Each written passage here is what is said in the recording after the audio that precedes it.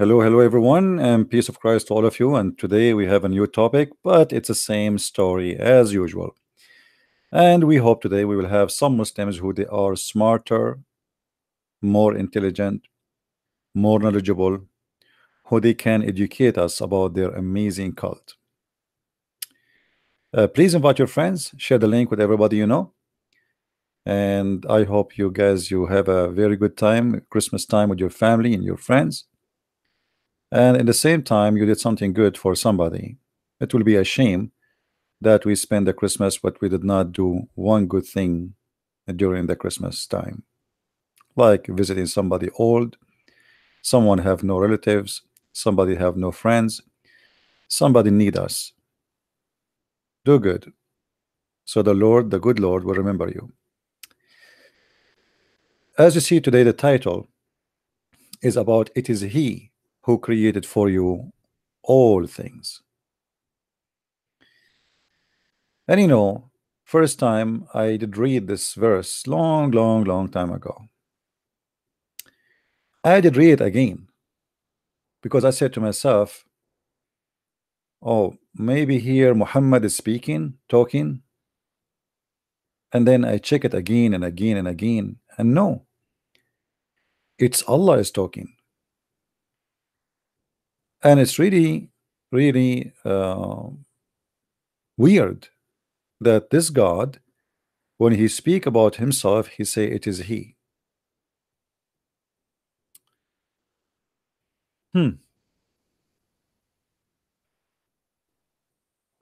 Allah speaking about himself saying it is he, or this is the author of the Quran, he forgot to switch as usual.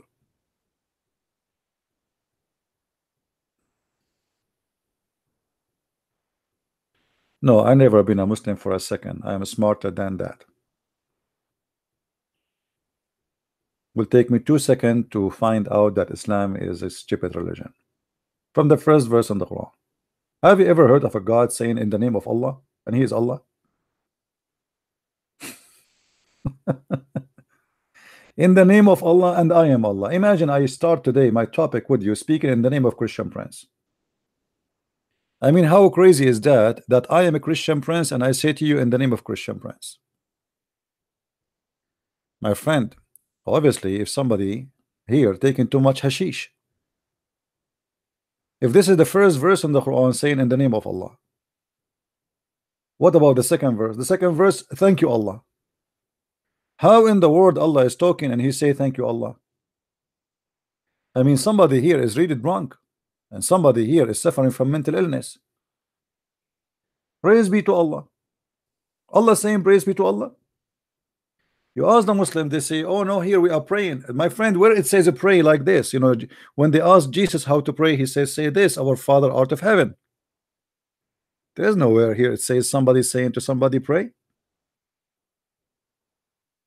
In the name of Allah, the most gracious, the most merciful. Then he continue, praise be to Allah, gracious, the sustainer of the world. Okay, and then he says, repeat again the same what he said in verse number 1. I mean, obviously the one who wrote this verses, he have nothing to say. Why didn't you just say this?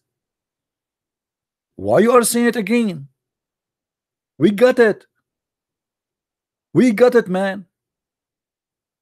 But somebody trying to make up a story. So in the name of Allah. And by the way, here when the Muslim they translate to most gracious, most merciful, this is stupid because those are names of Allah. You cannot translate them.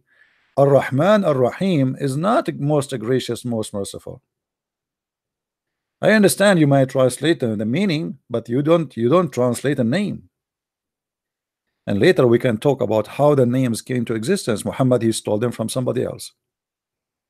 Now, if you're a Muslim, you'd like to call me, please feel free. Only Muslims for now.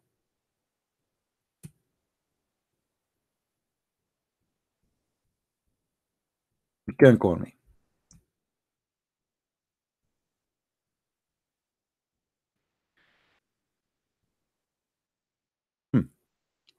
So,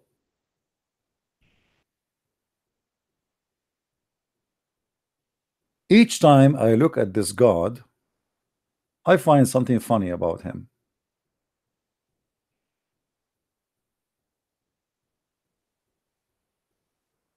something funny, something weird, something stupid, you name it. Name for me one chapter is not a stupid and funny. This is a challenge for any Muslim to give me a call right now and choose for me the best chapter in the Quran and challenge me to find you something stupid in that chapter. How about that?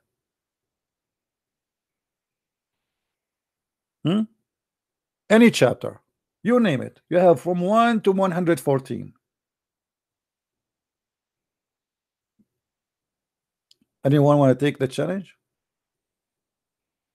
By the way, today I made it a little bit late so we can get the chance for those who work during daytime to be like, I mean, in USA, always we are open earlier. All right. So we want to give the chance for those who back from work to be with us.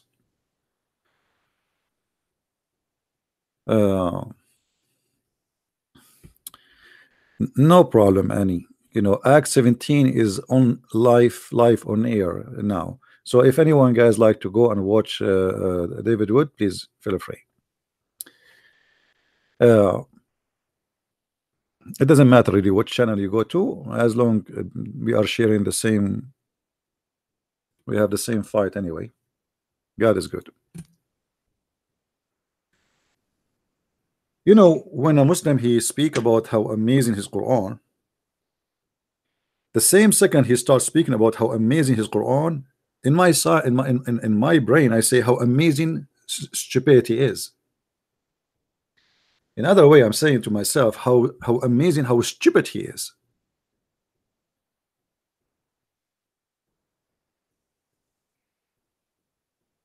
And here we are.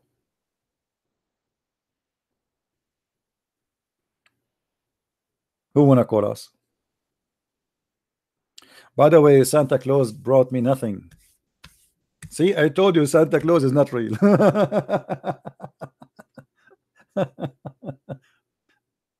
Once a Muslim was debating me. He was saying to me, Christian Prince, do you know that Santa Claus is not real? I said to him, stupid, do you want me to prove to you that he's real? He said, I challenge you. I said, you challenge me, are you sure? And you know, the second I say to a Muslim, are you sure? The Muslim, he will start counting his words again. He say, you know, he said, no, are you sure? The second they hear me saying, are you sure? The Muslim, he will start like taking hashish, sniff some drugs, and did he say, are you sure? That's mean there's something fishy now. You know, he changed the topic right away. You know, want to be my witness. Let us see how many time we want to say, are you sure today? No, actually, Santa Claus is real. Santa Claus is real. He's a real person, exists, and he was a good person, good man, wonderful person. And actually, we wish we can be like him. He made a very good example for mankind how to be charitable and how to take care of children. But the question here, can I trust Muhammad to be Santa Claus for 5 minutes to take selfie for a child with him? After we read that Muhammad, his wife was 6 years old, who of you will let his child in the lap of Muhammad for 2 seconds? We cannot. Same time we say thank God that Santa Claus is not a Muslim, because if he is a Muslim, he will start giving bombs as gifts and knives and guns and suicide vest. So thank God he is not a Muslim. One of the funny things Muslim they say to us that Jesus or Isa, he was a Muslim. And then I say to myself, if Isa, this guy Isa, the one Muslims they come with his name, I don't know from where, or let us say they say he is Jesus. If Jesus was a Muslim, how come Jesus did not marry a child? She is 6 years old. How come Jesus was not accused to steal an underwear? How come Jesus did not flirt with the married wife? How come Jesus did not wear a women's clothes? How come Jesus did not you know, I mean, the madness, Muhammad, oh, everything about him is madness. So how Jesus was a Muslim but he did nothing what Muslims do? Name for me one thing Jesus did, it was Islamic. Like what? Kissing stones? Mwah, black stone? Is that the religion of Abraham? Abraham, he used to kiss stones in the shape of a vagina. So when a Muslim he says that Isa or Jesus was a Muslim, I mean that's funny. How many people Jesus killed? How many women he kidnapped? How many women he raped? How many child he married to? If we can say this is marriage, right? No, it's not about they are stupid, my friend. Sometimes if you are born in such a religion and you are ashamed of it, so what do? You play dumb. You know what I mean? You play stupid. Once I went on a hunting trip, and we shot at the fox, and this is a story I witnessed for it for real. Like, and I hear always the fox is smart, but I never saw it. I did read about it when I was a kid in school, and that the fox is very smart. So one day we went to a hunting trip, and we shot at the fox, and the fox he lay down, and then one of us went to grab it, and he did not move. He did not move at all until the person he became almost there to grab him from his tail. The second he bent over to grab him, the fox start running away. And now you cannot shoot at him because we have our friends between us and him. So he escaped. So the Muslims, some of them, they are fox. They are smart. And because they are smart, they play dead. Or let us say they play stupid.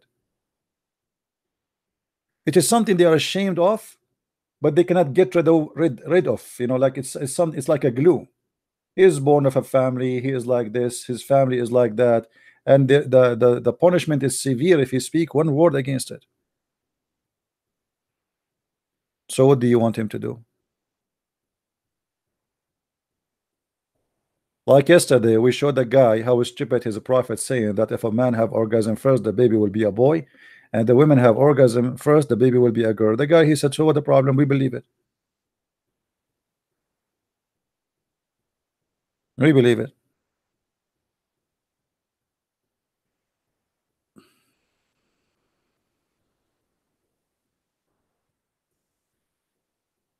Now, and this is why I hang up on him. I said there is no point of talking to this guy. He believed it. That's it. I mean, what are we talk about? He believed that if a man have orgasm first, the baby will be a boy. That's it. All right. No, we don't want to talk about Safiya right now. We want to talk about the Quran and the stupidity of the Quran. Who is a Muslim want to give me a call? And I will give you opportunity to name for me a chapter in the Quran which you are proud about. I hope it's a Muslim. I don't think so. Hello?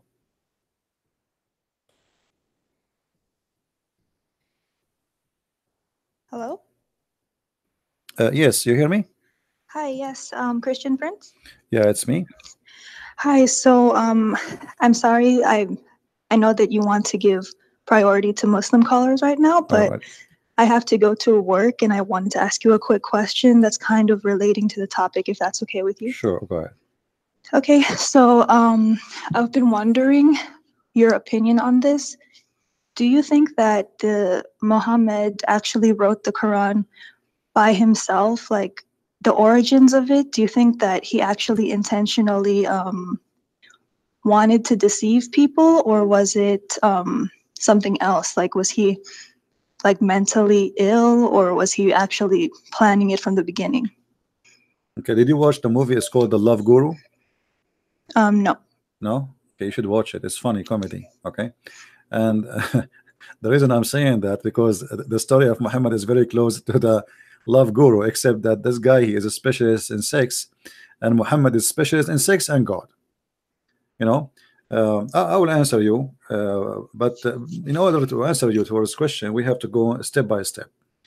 Okay. You want to stay or you want to hang up?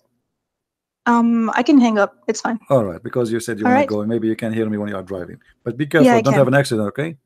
Okay, thank you so All much. right, take care. All right, bye. We know that Muhammad, he did fabricate a lot of verses in the Quran, but I believe the Quran, not all of it, written by Muhammad. And the reason for that, I believe, is very simple. You see, if I take a page of Shakespeare and I insert it in my book, people right away they will notice that this is not Christian Prince. There's no way Christian Prince he can write English like this. You know what I mean? So the Quran have some Arabic where it's really good, and have some Arabic which is really so stupid to the point you wonder, like, I wonder how, I wonder why, where this guy is coming with this. I say goodbye. You know, like it cannot be the same person who wrote this and that. And I believe, if you remember the story where Waraqa, when Muhammad supposedly received the inspiration and etc., and his wife, she took him to the first person to tell him the story. It was Waraqa ibn Nawfal. And here we notice that the start of Islam is started with Waraqa ibn Nawfal. Waraqa ibn Nawfal was an educated person, and the Muslims present him as one of the cousins of Khadija, and actually he is related to Muhammad too. And I believe that the real father of Muhammad is Waraqa ibn Nawfal. Why I believe in that? Because wherever something happened in the childhood of Muhammad, you will find Waraqa ibn Nawfal involved with it. As an example, when he lost, they found him with Waraqa ibn Nawfal. Anything. Muhammad, he became a prophet. Who is the one who taught him he became prophet? Waraqa ibn Nawfal. So Waraqa ibn Nawfal is involved in everything. And then we notice here, the Muslim, they say, and this is Sahih al-Bukhari, not my book, saying that Waraqa ibn Nawfal, he was Waraqa ibn Nawfal bin, which mean ibn, which mean son of Asad, son of Abdul Uzza. Abdul Uzza, one of the of Allah, of the three daughters of Allah, the son of Qusay. So they are all, they belong to one family, him and Muhammad. Waraqa was the son of her paternal uncle, i.e. the father brother, which mean who? Khadija, who during the pre-Islamic period become a Christian, and he used to write Arabic writing, and he used to write of the gospel in Arabic as much as Allah wished him to write.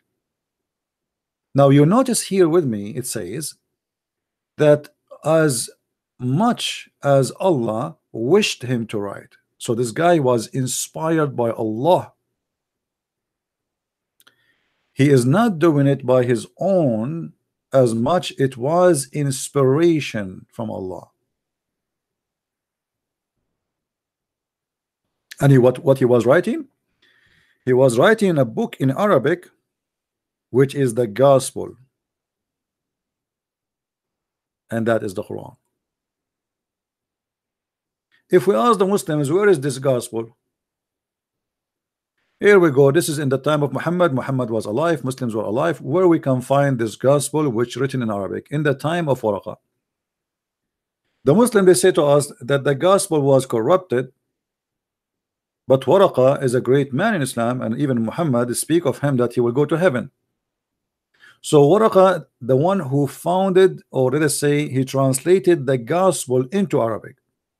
That's mean there is original book and translation book. So what is the original book he was translating from?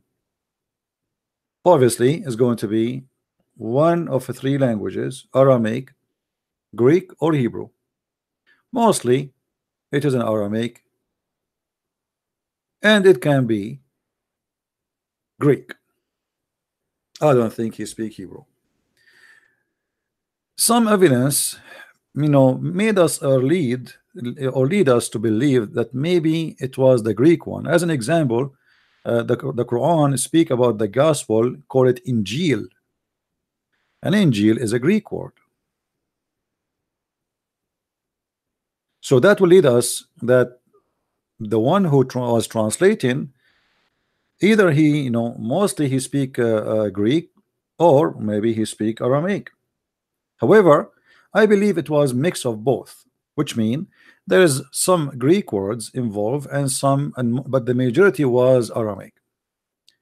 And we can prove that easy. I mean, it's not really hard to prove it that the majority, the Quran was not written really, the Quran was not written really in Arabic in the beginning. The Quran we have today have nothing to do with the Quran was in the hand of Waraqa before. there is a process of transformation for the Quran. Even the Arabic writing, even the recitation, you hear the Muslim when they recite the Quran, this is the recitation of the gospel in the Aramaic. If you go to any Aramaic church, you will hear how they recite. They recite the whole gospel by singing it. That is not something Islam come with. And let me see if I can show you an example. But the problem, I don't want to use a video of somebody and then they say to me, you know, copyright, etc. Let us see.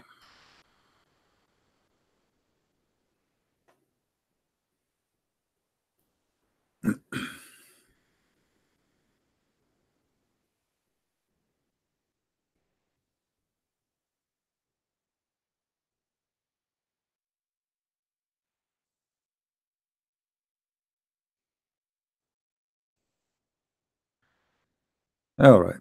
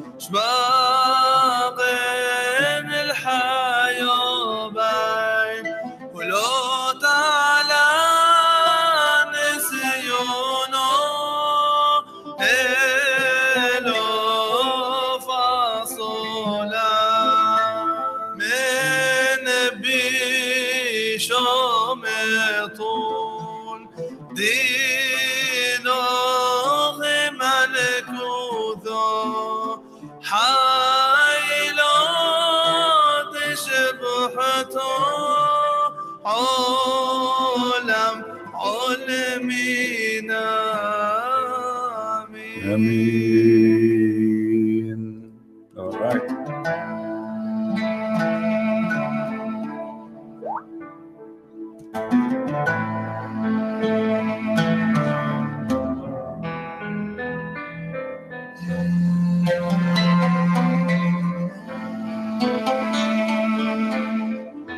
All right. So we showed you here, this is the Aramaic prayer for our Father art of heaven. And as you see, the Aramaic people, when they recite the Bible, they call it qira'ah, and that is Quran.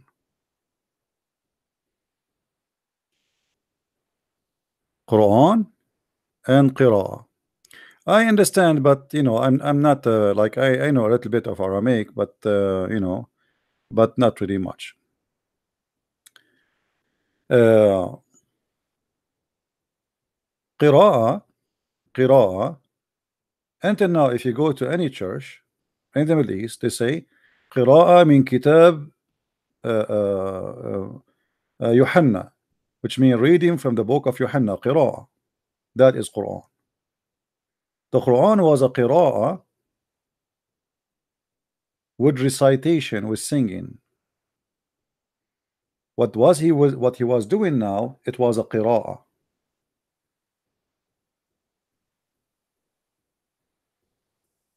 And as you see,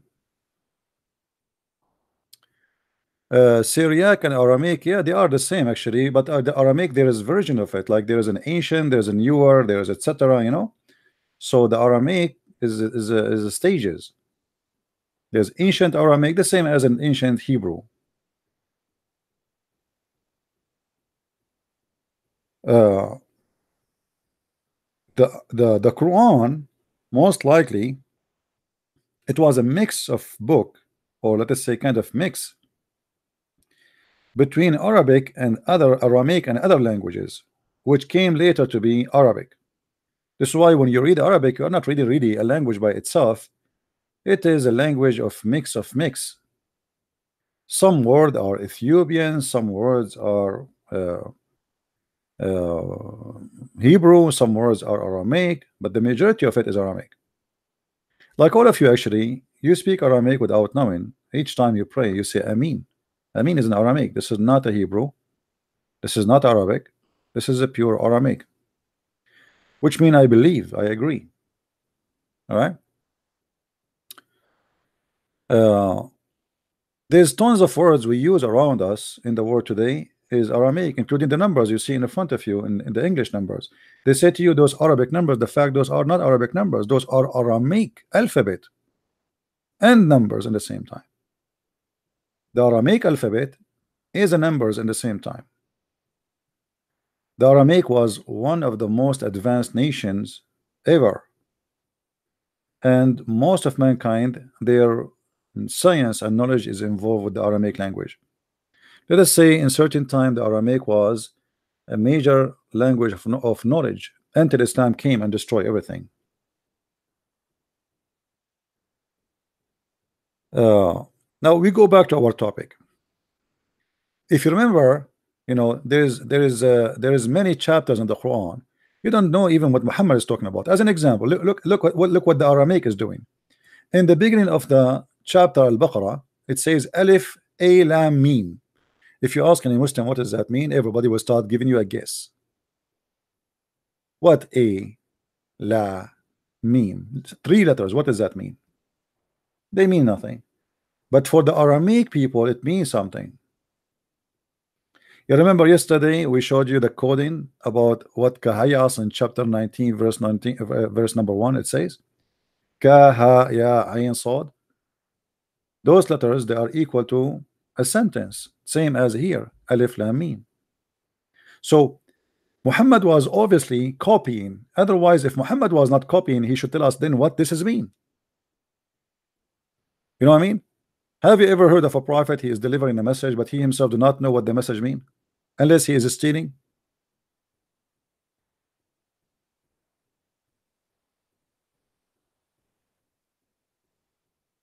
No, Muhammad was just copying. He was just copying from the book of Waraqah. This does not exist for no reason. There's a reason for it.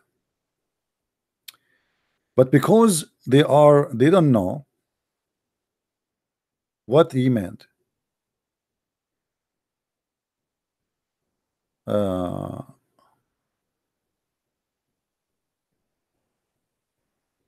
Didn't know. We ask any Muslim, what does that mean?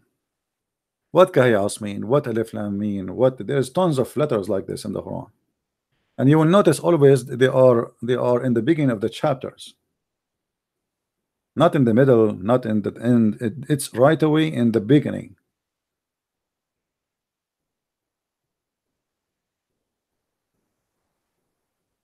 Usually, They put in the beginning of any chapter a title, and that is very normal, right? I mean, even if you writing something, uh, you start with a title, correct? That is the title. But imagine Muhammad, who wrote the title, he do not know what the title mean, and that make it obvious that Muhammad is not a person who knows what he is writing. Otherwise, you are the one who brought the book, but you are the last one to know what the book is talking about. And when a Muslim he says,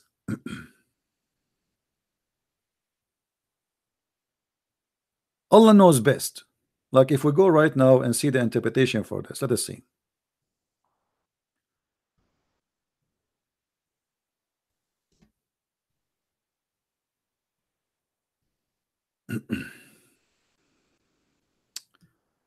This is the official government website of the Kingdom of Jordan. Chapter 2, verse number 1, Tafsir al-Jalalain. Look at this. Alif Lam Mim, God knows best what he means by these letters. Oh boy. Oh boy. I mean, isn't it this is hilarious? Isn't it this is hilarious? They do not know what Alif Lam mean. I mean, what does that mean?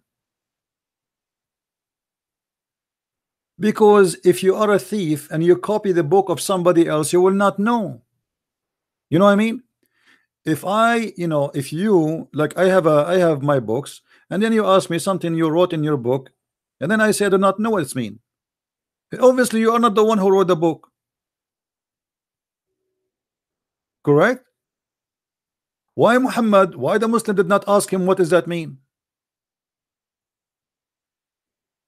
Why Muhammad do not know?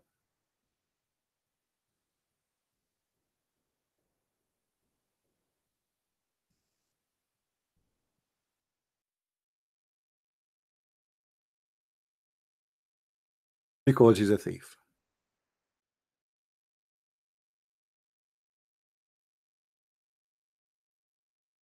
And when somebody is a thief, you have no idea what he is copying for you.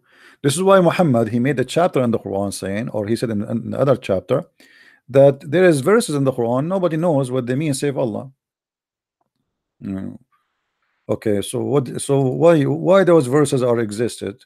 You know, what is the reason? Like I mean, you see, if we click at any chapter in the Quran, you will see how stupid this book is. Chapter 3, verse number 7. It says that in this book there is verses nobody knows what they mean save Allah. Nobody knows what they mean save Allah. So why he sent them to us? Oh, the verses there says so those can be deceiving. So Allah he sent us verses to deceive us.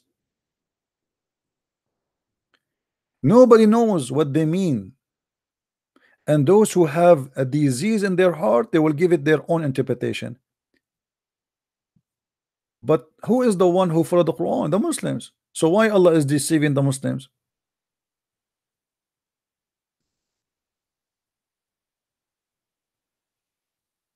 Do you see it, guys? What it says? This is not me saying that. We do not know. We believe in it. We do not know what Allah is saying. I never heard of a religion providing a message and the follower of the message, including the prophet of the message, do not know what this is mean. And now the Muslims, any verses sound fishy and no Muslim can answer. He says to us, Allah knows best. The Quran says nobody knows what they mean.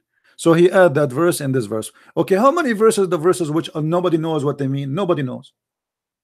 Any verse right now, I ask the Muslim, he find it confusing and he cannot answer. He will say to me, oh, the Quran says to me in chapter 3, verse number 7, there's a lot of verses in the Quran, nobody knows what they mean, save Allah. Thank you very much. Nice to meet you.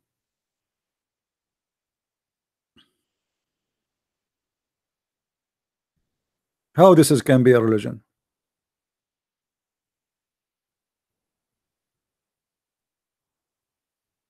Any Muslim? You know, the Muslims, they have time to explain to us verses which is useless. The ant was speaking to the ants, and the ant, she said to the ant, hide before Sulaiman crush you. And what is driving me crazy, how the ant, she knew the name of Solomon. Okay, the ant, she is warning the ants because Sulaiman army was going to crush them. How the ant, she knew the name of Solomon? Look, like this ant, she used to go to school and she speak Hebrew.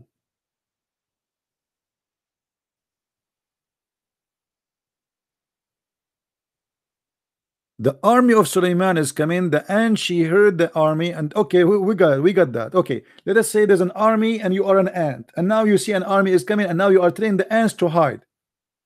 But how she know that this is Suleiman? Look like Suleiman was very famous between the ants.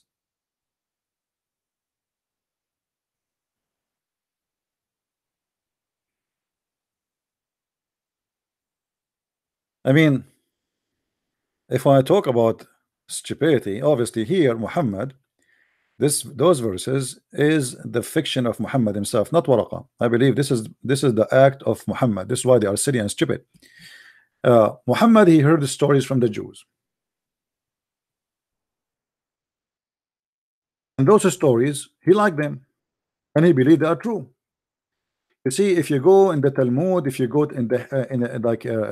there's books which is written by the Jews, which is funny and stupid. You know, we don't believe in it. Have nothing to do with the. For us, we believe only in the Old Testament. Otherwise, the Jews, they have a library huge of stupidity. And Muhammad, he copied tons of the legions of the Jews, and this is one of them.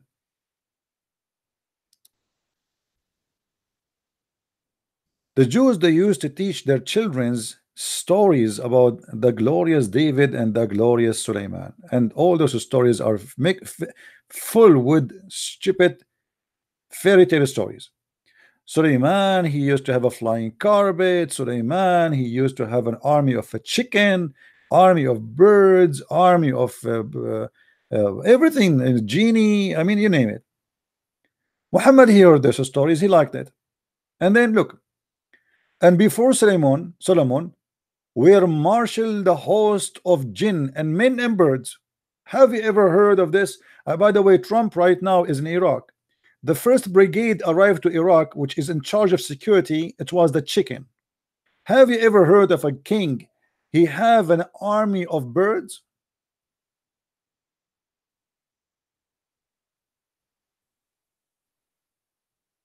And genie and a human being.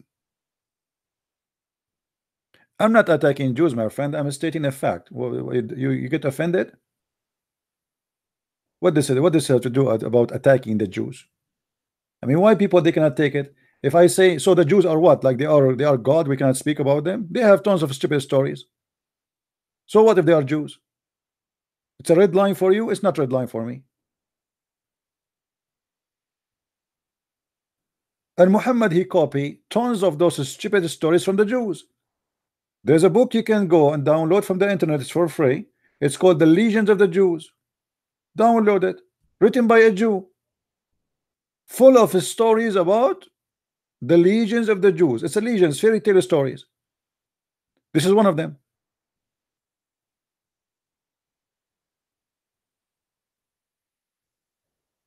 This is one of them.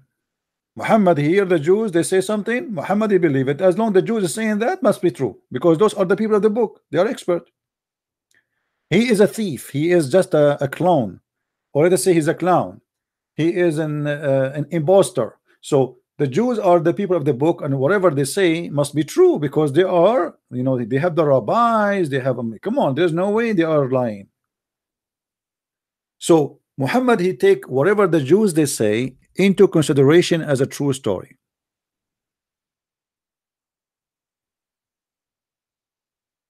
And right away the story will be transformed by the power of Allah into a true story in the Quran.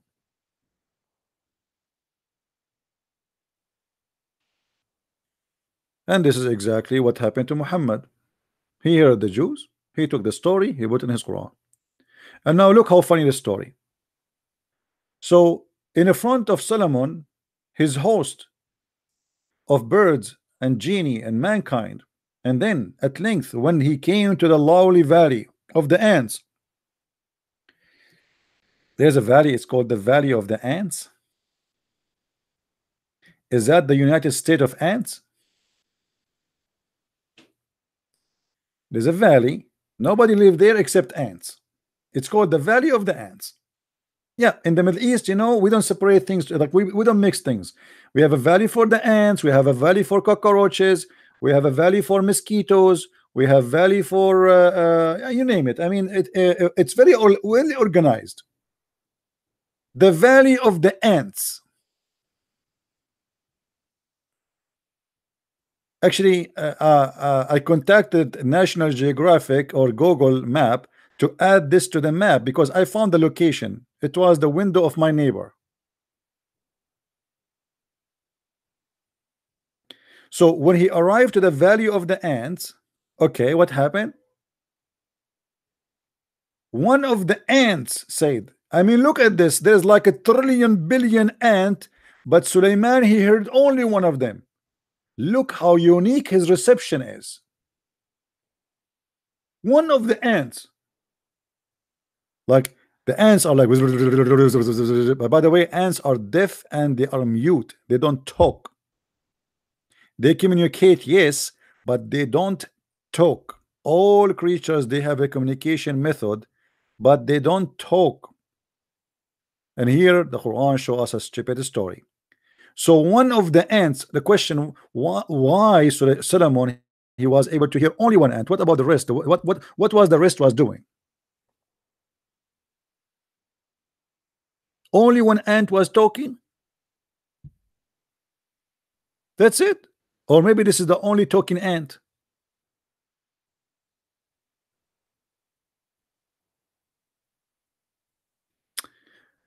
And later I saw Muslims, they have an article about this because they say this is a miracle. Why? They said here in Arabic it says, when he arrived to the Valley of the Ant, one ant, and it says in Arabic namla, and namla in Arabic it's a female word. And they say the scientists discover that the guardian ants are females. And I was laughing like unbelievable, because in Arabic when we speak about insect like ant, we don't have male. All of them we call them namla, as long it is one.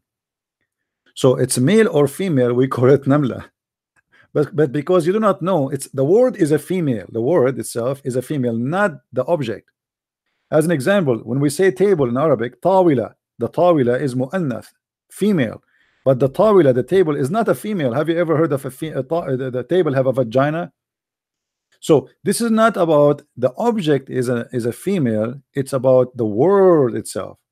So we have word in Arabic which is mudhakkar or mu'annath, which mean either male or female, and sometimes it can be both for the same word. In the case of ants, when we say one ant, always come as a female.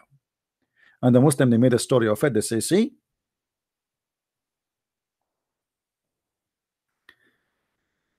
for sure this is very stupid story even to mention. And here we notice that the ant, she said to the ants, get into your habitation unless Suleiman or Solomon is going to crush you. How she knew the name of Solomon? Any Muslim?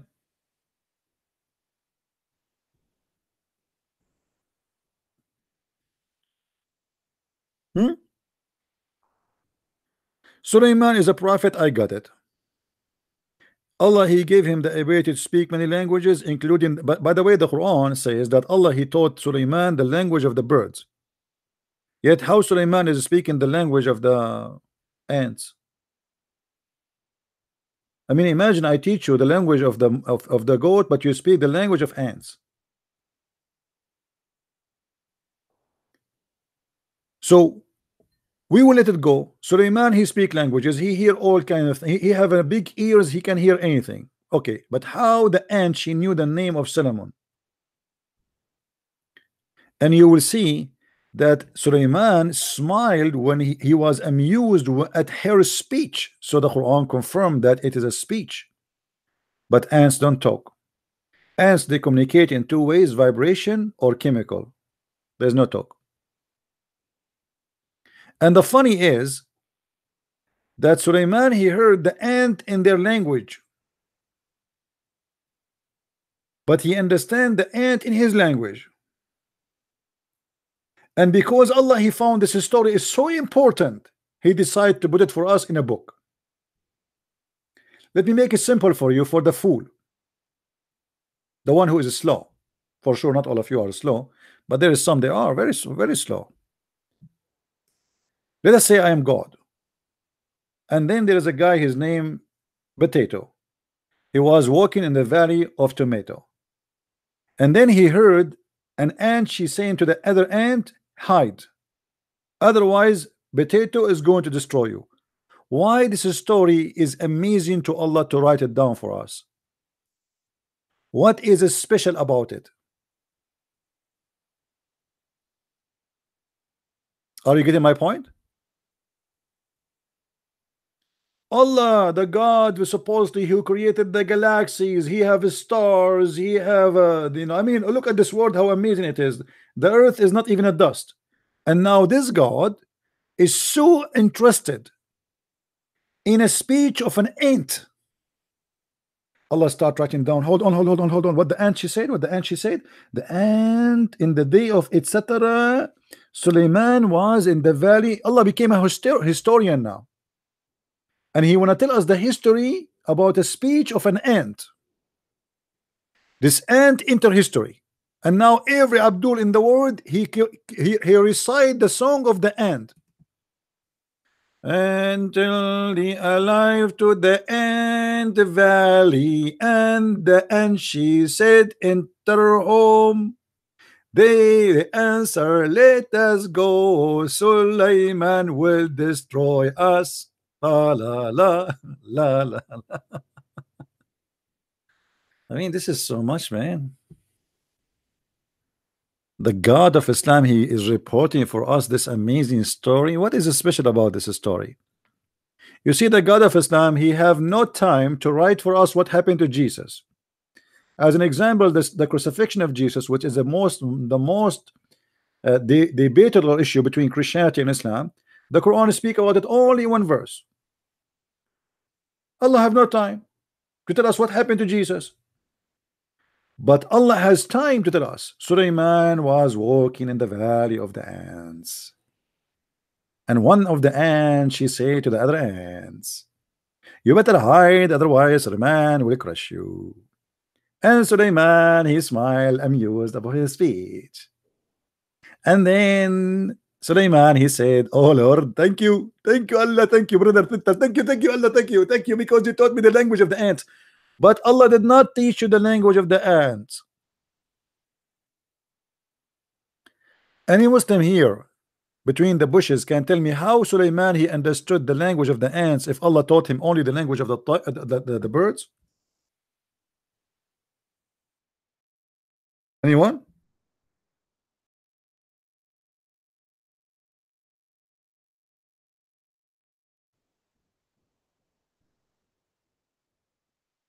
Any Abdul? If we go in the Quran, you will see in different verse it says the following, just to show you the stupidity of this Quran, and just to show you that the one who wrote the book is not mature. He's a kid.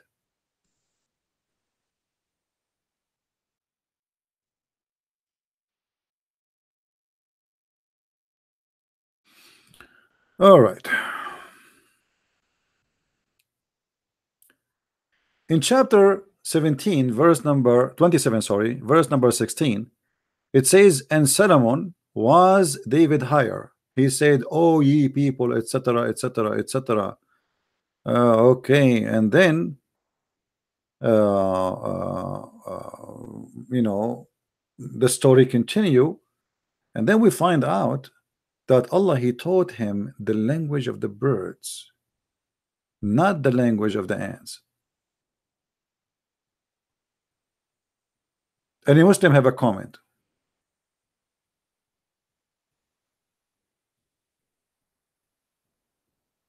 Anyone?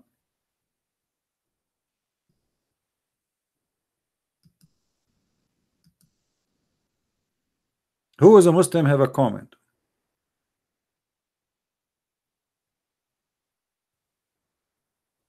How he taught him the language of the birds, yet he is learning the language of the ants.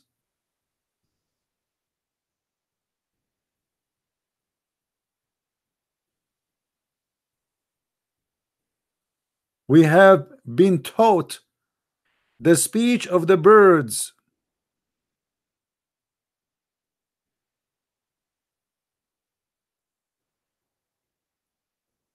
Do your God Allah consider ants as birds?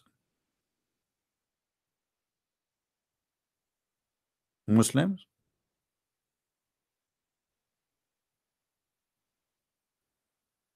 Hello?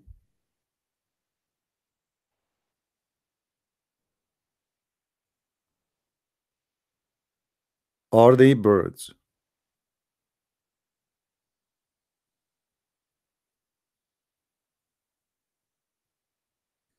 So as you see, whatever we read here, it's funny, it's stupid. And if you go down a few verses, you will die laughing. Solomon, he go down in his down from his palace to check his army, and he found one bird is missing. One bird is missing. Who is this bird? Al-Hudhud. Let me show you the Hudhud.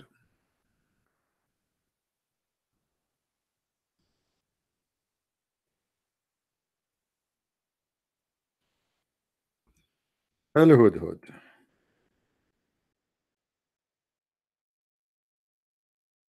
This is the Hudhud. Suleiman, he have a very special colonel in his army. His name is Al-Hudhud. Small tiny bird. Beautiful bird, by the way. And this bird live in the desert. But he's a small tiny one. But yet he is very important in the religion of Islam. Why? Because Muhammad, he heard the stories from the Jews about Suleiman and the Hudhud. Here we go. The Muslim, they put it even the Hudhud for you with the Quran. What do you want more? Look how beautiful it is. Hudhud, Quran. Perfect. Suleiman, he checked in his army and he found Colonel Hudhud is missing. So Suleiman, he said, if he don't give me an excuse, I'm going to make him barbecue. I will slaughter him. And this is how it to be as a strong king. See how he scared the hell of his birds? How dare you, Mr. Bird, to leave without permission of the King Solomon?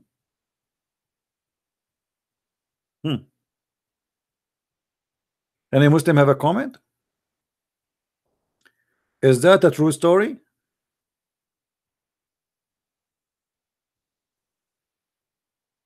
Obviously, it's true story. If Muhammad says so, I mean, what we can say? So Muhammad, he says here, Allah, sorry. After Suleiman, he was amused with the speech of the bird of the ant. Sorry, he continued walking, and then one day he checked off his army, and he did not find General Hudhud, which is like one of the brigade. Like there's chicken, ducks. This is the Hudhud is not there. And he said to himself, and he took a muster of the birds, and he said, why is it I see not the Hoopoe, or he is among the absents, the absents? I mean, look at this army, man. This king, he check every bird every day. He have an army of birds. If one of them is missing, he take his name right away. You see how tough this king is? Every day he go and check who is absent and who is not. And now he found that this bird is missing. Imagine the disaster. And look what the king said. Solomon, I will certainly punish him a severe penalty or execute him. Oh boy, man, did he say execute him? Unless he bring me a clear reason. I mean, who is of you is good to make a cartoon? Can you find me better cartoon than this? A king who is controlling a huge kingdom, he found one of his birds is missing, and now he is asking the bird to give an excuse. Now the bird came back and he said to Suleiman,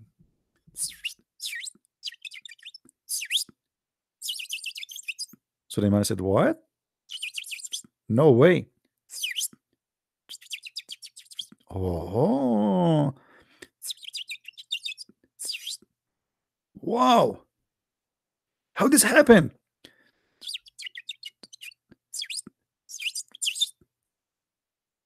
He just told him, I found a woman. She have a throne made of gold and silver and jewelries. And she's so beautiful, so sexy. And she have no hair in her legs.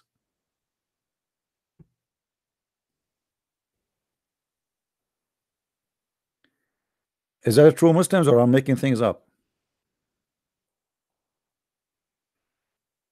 Yeah, because not to have hair in her legs is very important. Our women in the Middle East, they are very hairy.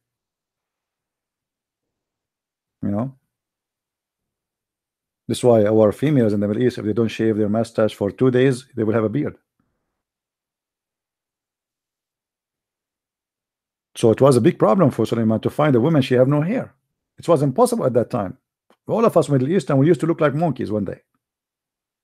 True story. Sahih Bukhari. Me myself, actually, once I was kicked out of the swimming pool, and they said to me, sir, you cannot swim with your clothes. I said, this is wearing your fur. I mean, they thought I'm jumping with my coat. I said, this is my hair, you idiot. I'm not wearing any clothes. And this is true story, by the way. Sahih Bukhari. Ani Abdul? Ramadan? Yeah, tomorrow I will make a video for this Ramadan. He will be very sorry. Just wait. Ramadan. The funny about those guys who keep saying Christian Prince is lying, Christian Prince, they don't even dare to call him. Why you don't call me and show everybody and we read together? What is this? He's a liar. He's a liar. He's a liar.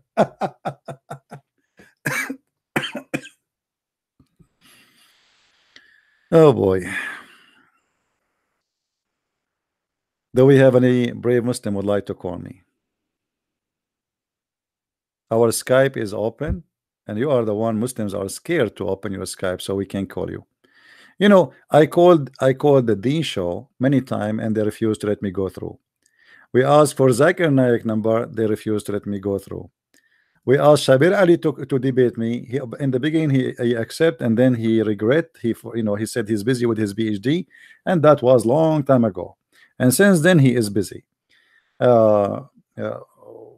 Even Zakir Naik, we said we spoke to his Facebook page. They said you have to bring with you 2,000 people, and they have to come to you to Bangladesh or somewhere.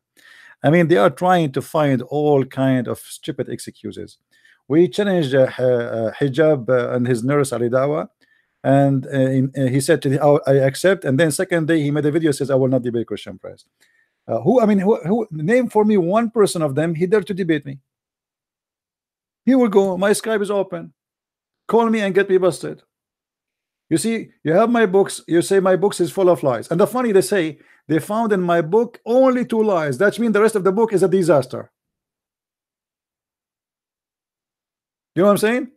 They say in my books there's 2 lies, and the lies is what the Muslims saying. The Muslims saying lies about Muhammad, not me. If there is 2 lies in my books, it's mean your prophet is the worst prophet ever. What about the rest of 300 pages? They are true. Anyway, do we have any Abdul would like to call us? So if we if we take a little look at the Quran, we will find that there is no way that this is a book written by God. I mean, what kind of God? This God here nothing to do. This God, he have no dishes to wash, he have no show to watch, he have nothing to worry about. This God is somebody sitting in the beach in Hawaii, and he is very bored, and he is decide to write for us children cartoon.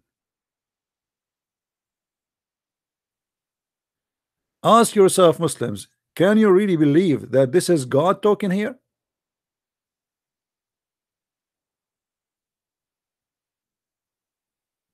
Anyone?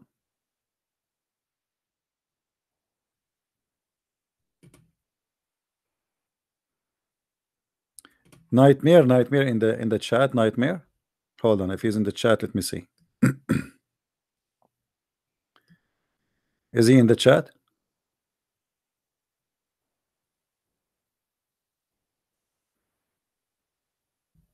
Let me call him just for fun.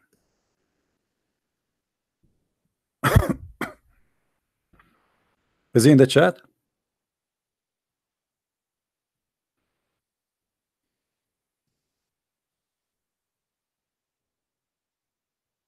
I don't see him online.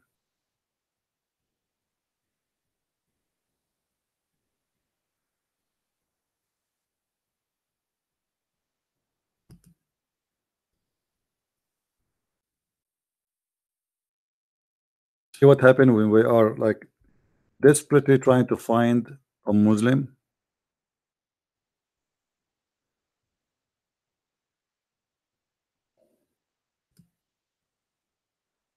Let us see.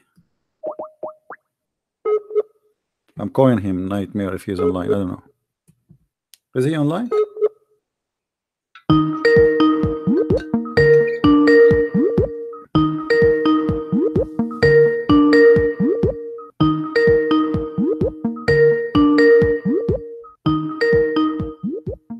I don't know.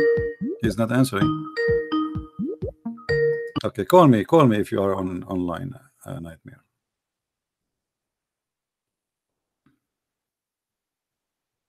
Do we have any Muslim would like to call?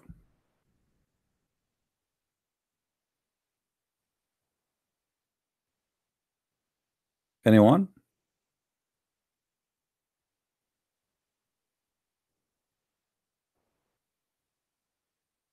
All right, all right.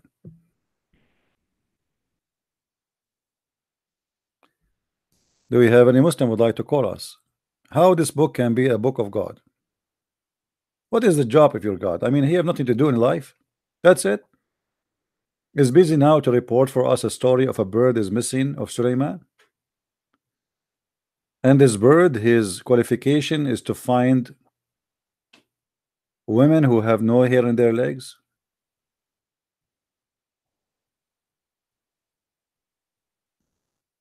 Anyone?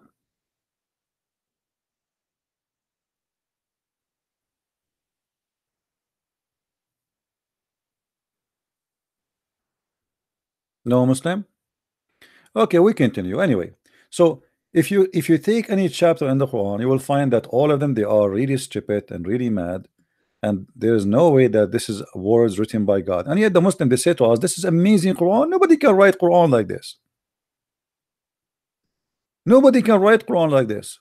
The Arab, they were saying to Muhammad, this is a stupid book, and the Muslim, they say to you, nobody can write a book like this.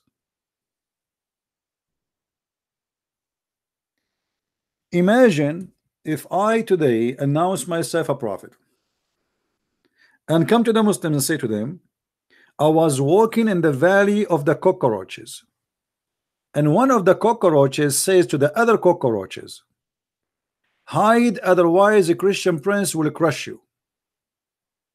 I heard the cockroach and I was amused or amazed with his speech.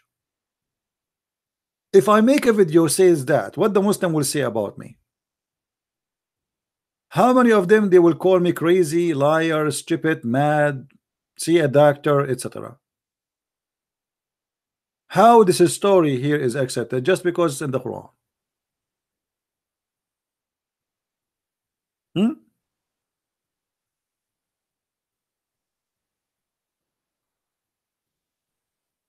Any Abdul?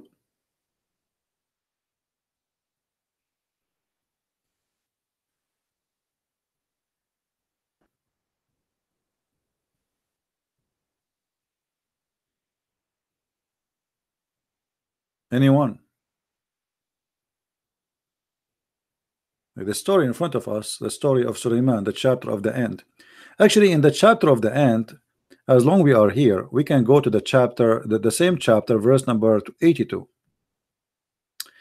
In verse number 82, here we have a very exciting story about a beast. It's called a Jassasa. Have you ever heard of it before? Al Jassasa? Who knows what a Jassasa is?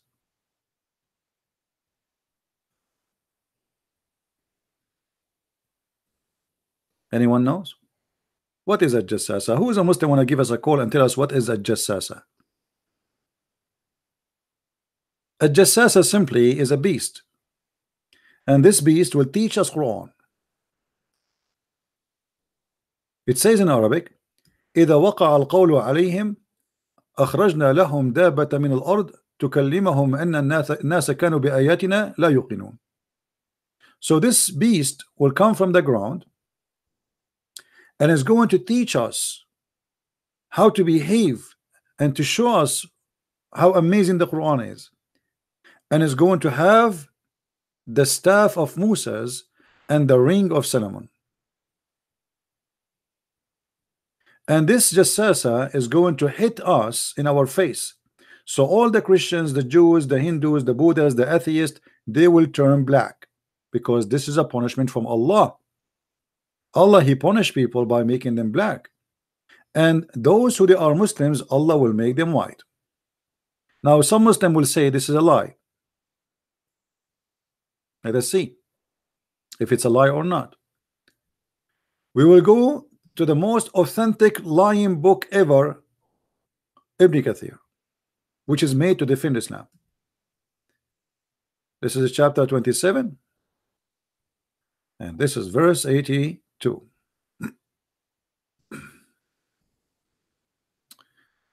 Read carefully.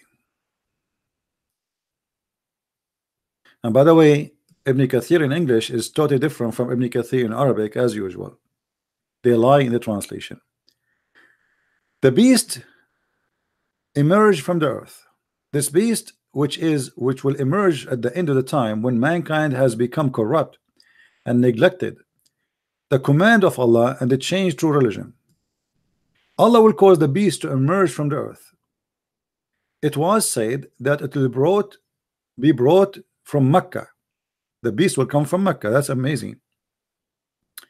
Or from other somewhere else, as we shall discuss below. Let us see. Let us go to the important part of the story.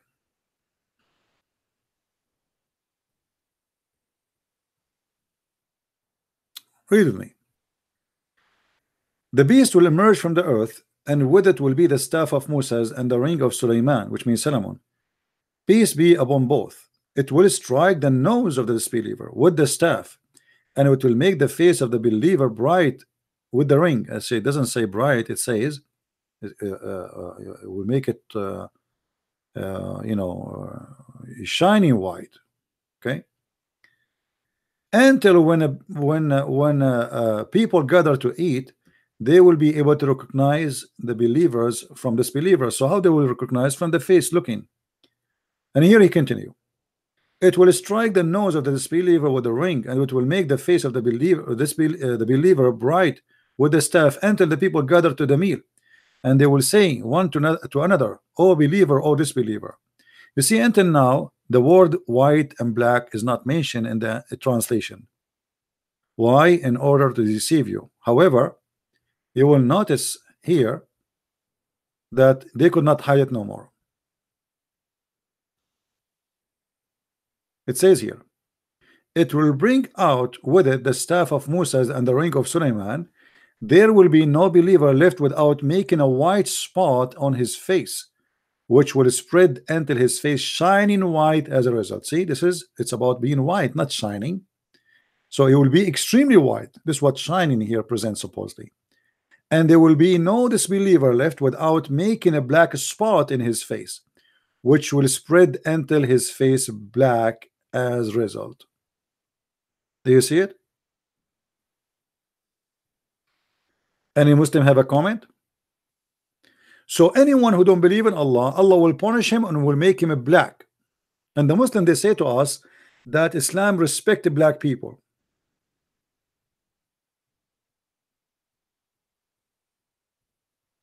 As you see here, the Muslim teaching the Muslims that being a black is a penalty for being a disbeliever, for being bad, for being a sinner, and being white is a reward for being a Muslim, for praying to Allah, because you will go to heaven. And that is a preparing everyone to go where he belongs, which means here the Jassasa or the beast prepare all mankind who they are turned white to be ready to go to heaven, for only white can enter heaven. And all those who they are black, he is preparing them to enter hell, for all black people according to the Quran will enter hell.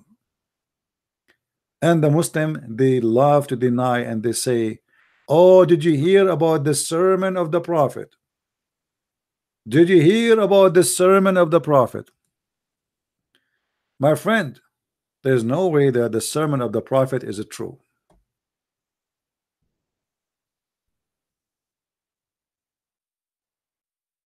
It cannot be, because that will contradict everything in Islam. The Quran says, يَوْمَ تَسْوَدُّ وُجُوهٌ وَتَبْيَضُّ وُجُوهٌ. The day faces will be white and faces will be black. And this is exactly what is in Ibn Kathir. Chapter 3, verse number 106.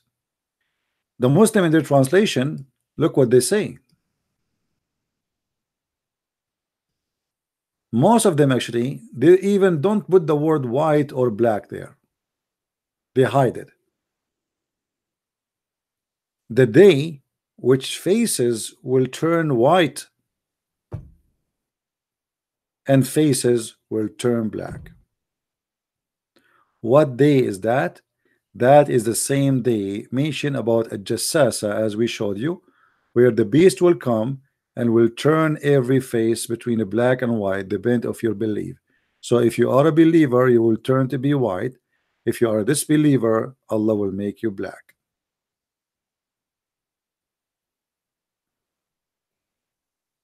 Do we have any Muslim?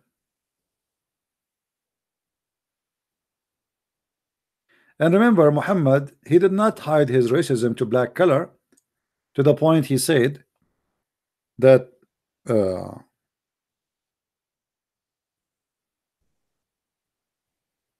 Shaitan, the one who will destroy the Kaaba or try to destroy the Kaaba,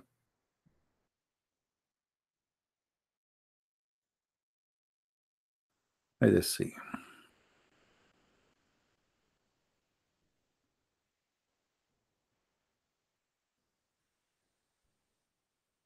Yeah, I will try to find you the hadith.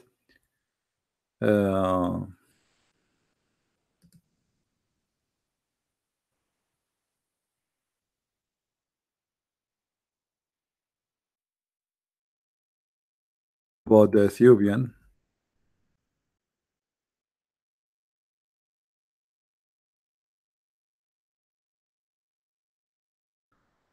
Let us see.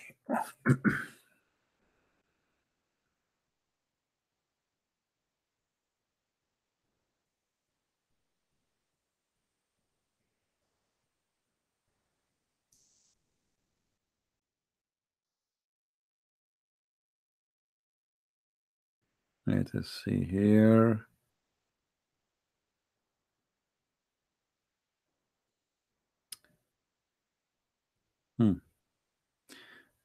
Sometime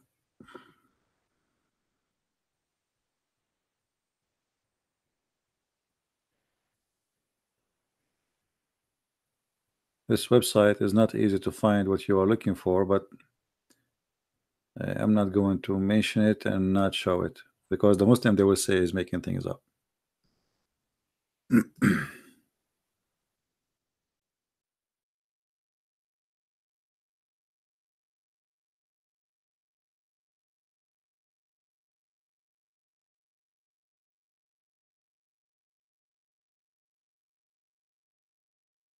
You know them.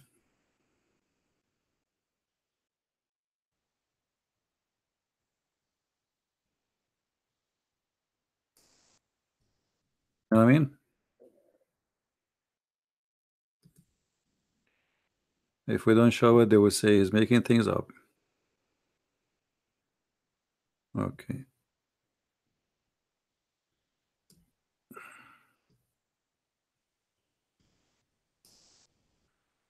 Maybe now. All right. You see it? The one who will destroy the Kaaba, according to Muhammad, is a man from Ethiopia, and he is black, and that because he is the devil.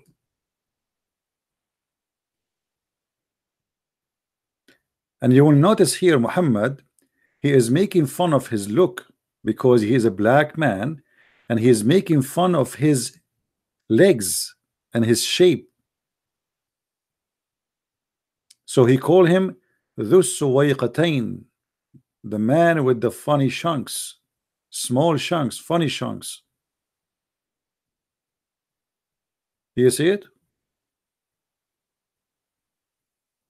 Literally, the one with two lane legs.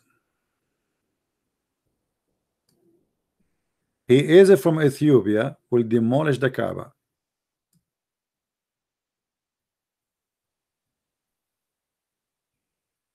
Any Muslim have a comment?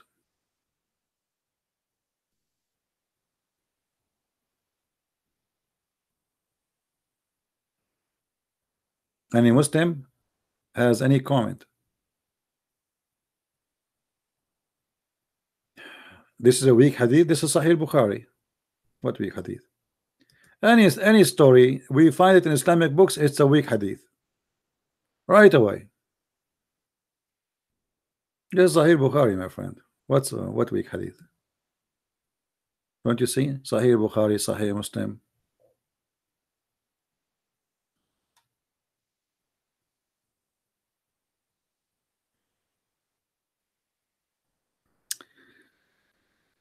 I hope this Ethiopian guy will come soon. And Abdul,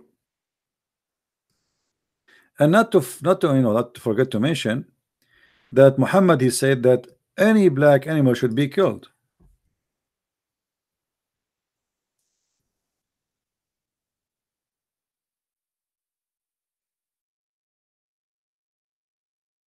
Any animal which is a pure black must be killed. And this is an example of killing the dogs. Why? Because if the dog is a pure black, we have to kill him.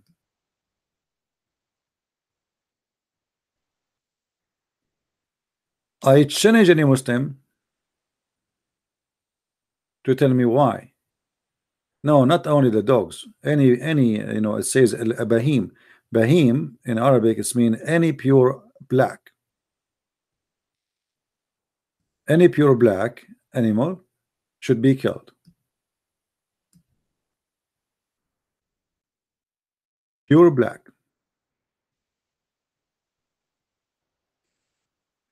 And Muhammad, he claimed that the pure black one is the devil.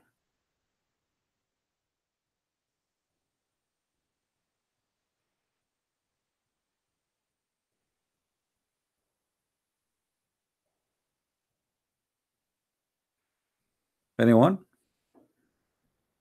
Bahim, Bahim have many meaning. It can come as an animal, and it can come as a pure of something. Let's say a plain, plain. So animals, they don't have a brain, supposedly, so they are plain, But here it's about color. So Aswadun Bahim, it's a pure black. This is why you see here it says, kill of it the one who it's all black. Aswad and Bahim. Bahim is all, Aswad is black.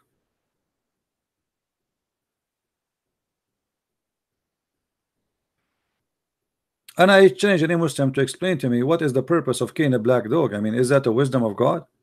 Is it true that a black dog is a shaitan? In different hadith, they asked Muhammad why we should kill the black dog. He explained why. He said the black dog. They asked him, what is the difference between a white dog or yellow dog? What is different? He said the black dog is the devil. I said, oh Abu Dhar, what feature is there the black dog which distinguish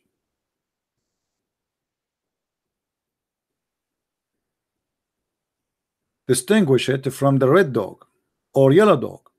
He said, oh my son, the son of my brother, I ask Messenger of Allah same as you asked me, which means the same question. He said the black dog is a devil. How clear we can make it more than this? This religion believes that just because you are black, you are a devil.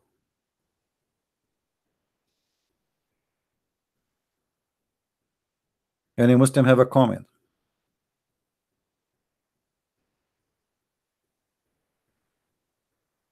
This is, this is a God teaching, and this God is teaching us that a black dog is a devil. What he can do, that's it. And now if you are a black dog who live in the Middle East, you are a very unlucky dog.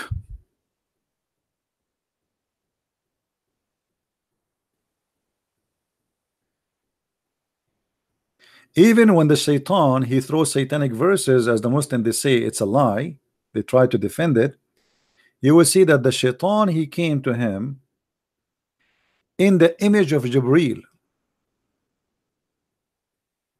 which was a white angel. So shaitan himself is a black by nature.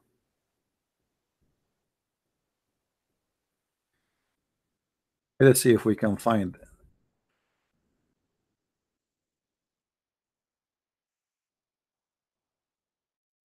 No, we cannot find it here, but we can find it in different place for sure.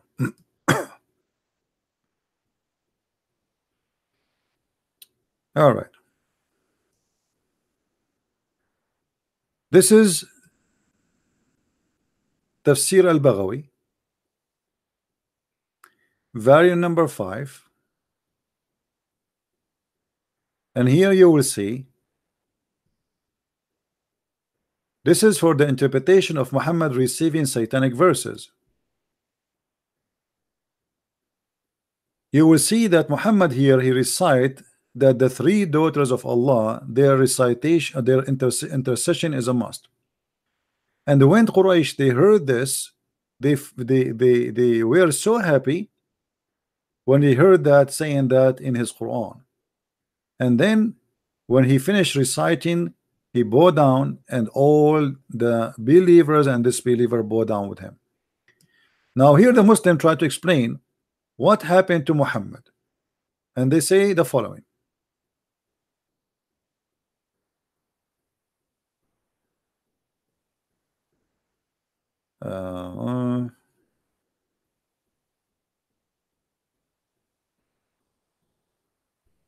Let us see.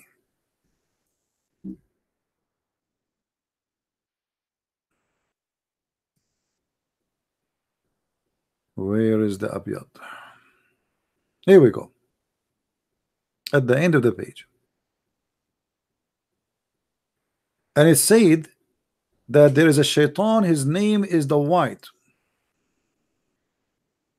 يقال له أبيض. He is the one who did that. Now let us see how the shaitan, why the shaitan is called white, but he is not white. Simply what happened, the shaitan, he came to him in the image of Gabriel. Gabriel, which is the angel who provide Muhammad the Quran.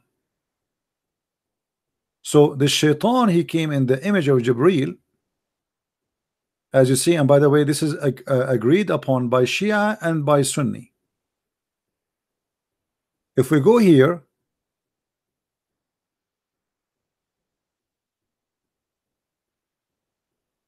This is at Tafsir al-Kabir by Ar-Razi.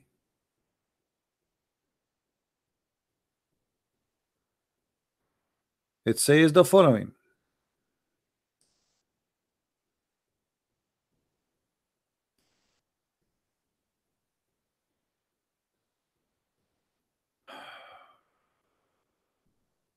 It says, قال ابن عباس إن شيطانا يقال له الأبيض أتاه على صورة جبريل. That the shaitan is called the white. Al-Abyad mean the white. He came in the image of Jibreel alayhi salam. So the shaitan was called the white not because he's white, but because he can clone the whitening and the image of Jibreel. So he came to Muhammad in the image of Jibreel, which is a white angel, and that made Muhammad believe that he is an angel, not a shaitan.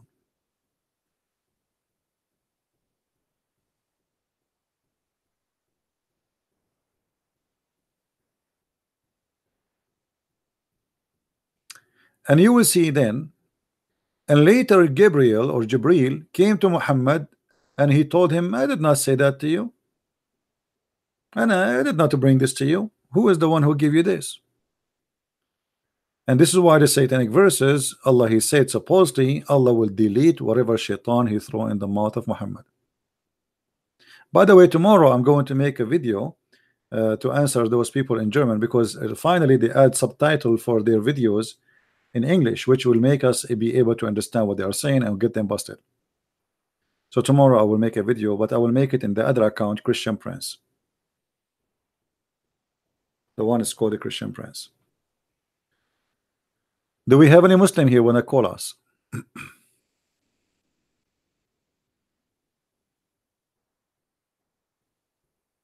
Until now, we did not see one place in this book, it's called the Quran, to be qualified to be even a good for children. I mean, this is a stupid book. Nothing there but full of fairy tale stories.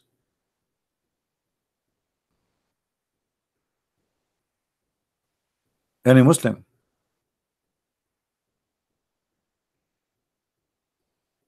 And you know, here, if the Muslim want to say to us that Allah, he did that so he will be recognized, we will be recognized by our color. I mean, you see, Jesus said, you shall know them from their fruits. From their fruits you shall know them, not from their color. Why color should be involved to know a person if he is good or bad? And why the black color is for the bad ones and the white color for the good one?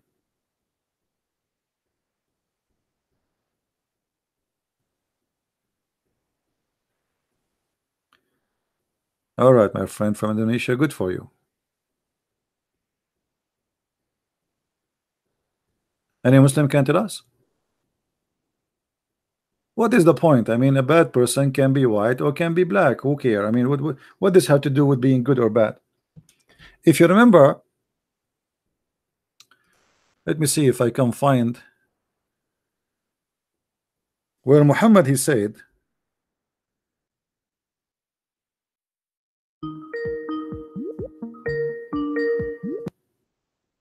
hello? Hello, Christian Prince. Yes. So, like, I'm not a Muslim. You are not a Muslim? Yes, I'm an atheist. Okay. So, like, I like to ask you one question. Like, according to Bible. But before you ask me, what do you think about Muhammad, my friend? As long you're an atheist. Yes, Muhammad, I think he was a political reformer. He was what? A political reformer. Yeah, but what do you think about him? Is he a false prophet, liar, or what? Yes, of course, every prophet is false, according to me. Like, okay, what about the Bible? The Bible, like, according to Bible, like, how old is the planet Earth? I don't know. What do you think? How old?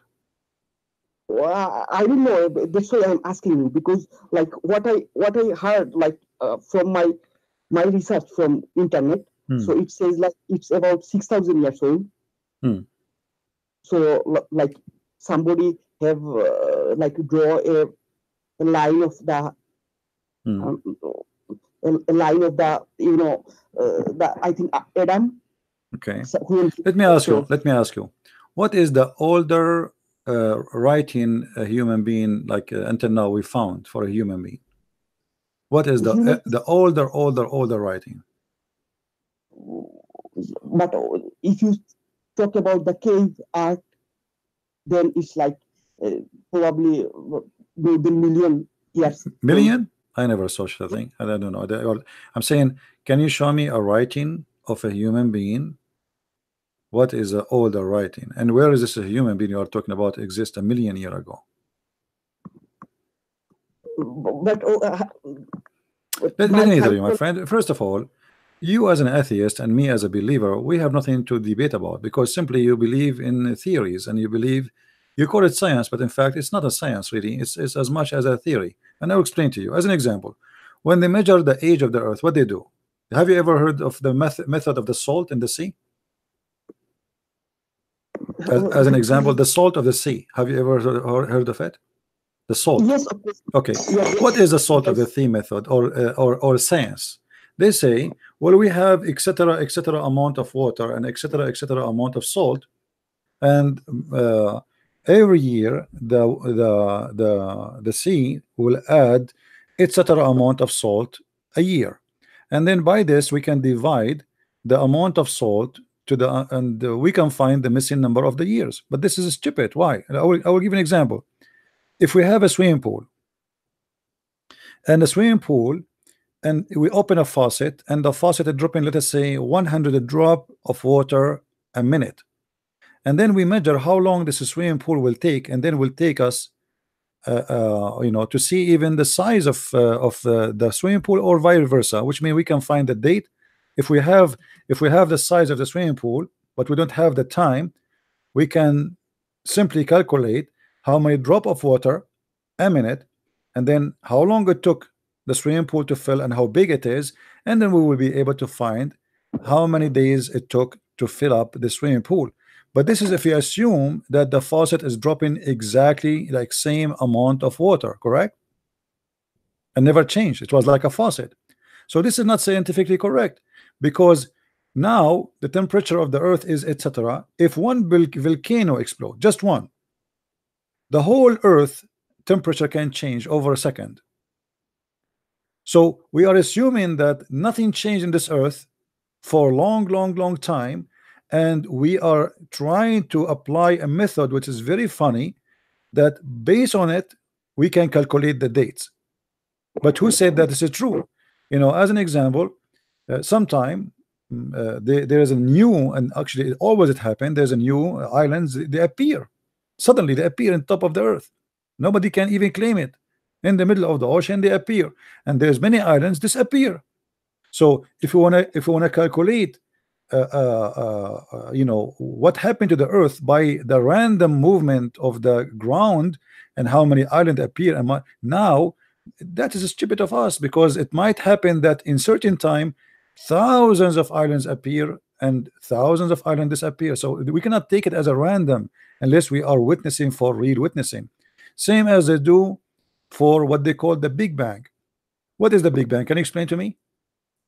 It's like a huge explosion. Okay, explosion of what? It's like it was nothing, and then like there is a bang, and then okay, my friend, like how there is nothing but explosion happen? I mean, nothing explode? Of course, like it's a paradox. Like people don't know what, like still see, but look at this funny science. We do not know what explode, but there was nothing. The second you say there's something explode, you just destroy your theory, because you just say there's something explode. If there's nothing to explode, how anything will explode? Either there's nothing or there's something. If there is something or there's nothing. Bishop, is like I don't want to talk like about those things, because I don't have knowledge about those things, and also like science don't answer everything like the religion. So but what we know about, like, based on fact. Yeah, let me answer. No problem. Let me hang up on you. Okay, I get your question. I will answer you. Yes. I got you. Thank you very much.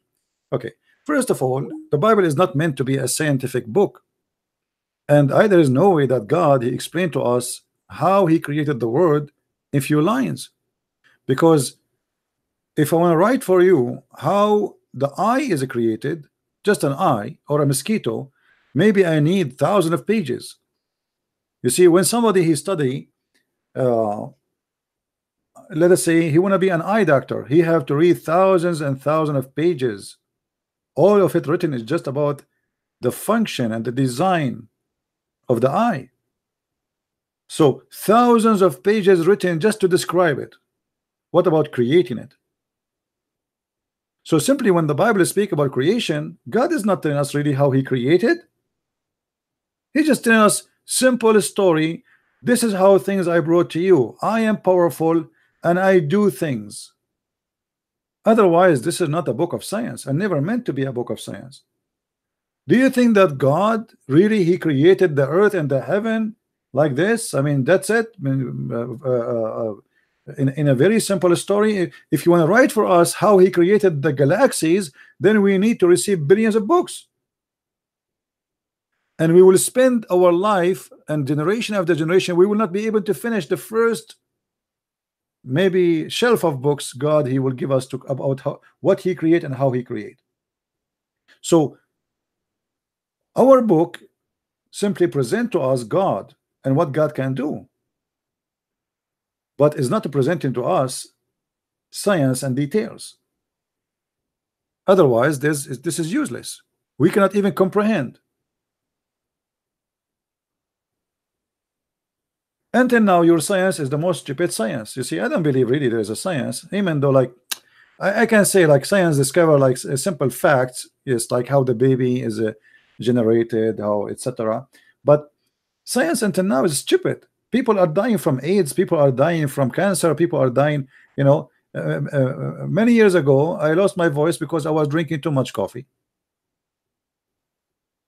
I never went to hospital. I'm always healthy. And the doctors, they start giving me medicine to try things on me, and they tell you this medicine, if you take it, you might have a heart problem, you might have, you know, the side effect. Right now, go to any medicine you buy and see how many side effect it is. So in order just to fix what is the sound, the problem with the sound, which was just a coffee, I stopped drinking coffee and my sound became wonderful as before. It was allergy from the coffee. I'm drinking coffee too much. Not one of the stupid doctors with all their technology was able to ask me what you drink today before you go, before this happened, before you feel your throat is hurting you. Nobody asked me. I noticed by myself. I noticed when I drink coffee, this has happened. So they give you a medicine, and then the medicine will fix one thing in your health problem, but will create 1,000 things. It might cause death. Go and listen to any commercial. I wish I can play for you some of them. You will see how stupid it is. And right away in the commercial, when you hear it, right away they start speaking fast about what will happen to you if you take this medication. This medicine might cause an internal bleeding, a brain tumor, a heart attack, a headache, suddenly death, blah, blah, blah, blah, blah, blah, blah, blah. And the point is not to have headache. So I will take little medicine to stop my headache, but it's going to cause my blood to have a clot. I will have a heart attack. I will have a brain damage, and I will have liver failure, and I will have internal bleeding. On all of this, just to tell me I will stop your headache. What is the science? Where is your science? You don't have science. What we have is a random practice of medicine. We call it science of medicine, which means let us try this and see what will happen with him. If it was successful, we call it drugs. And then when we practice it, we notice there's side effect. Then the side effect, we call it, okay, this is a must. You have no choice. It comes with it. And sometimes the side effect is more dangerous than the disease itself. So when we speak about science, there is something I can accept to be considered as a random discovery, which means after trying and etc. and have involved with technology, but there's no proof of the rest. It's just a theory. As long as it's a theory, it's a theory. You see, as long as scientists, they discover how the Big Bang happened. Okay, create a new Earth. Make a Big Bang for us. Create a human being.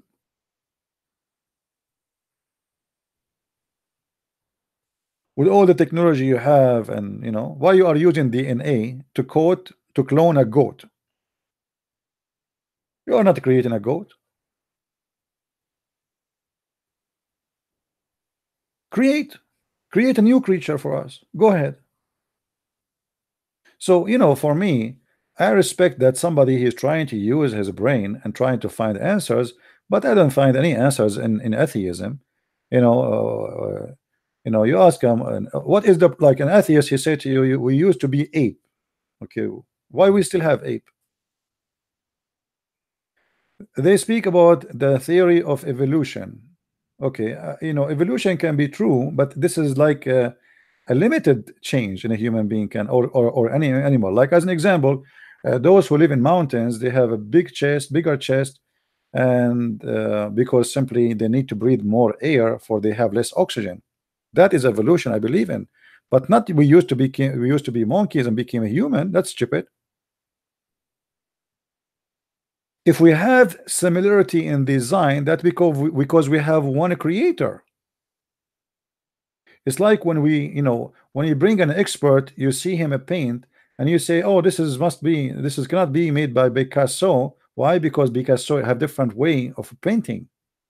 So we have similarity of all creatures because it's done by one creator. Are we clear, guys?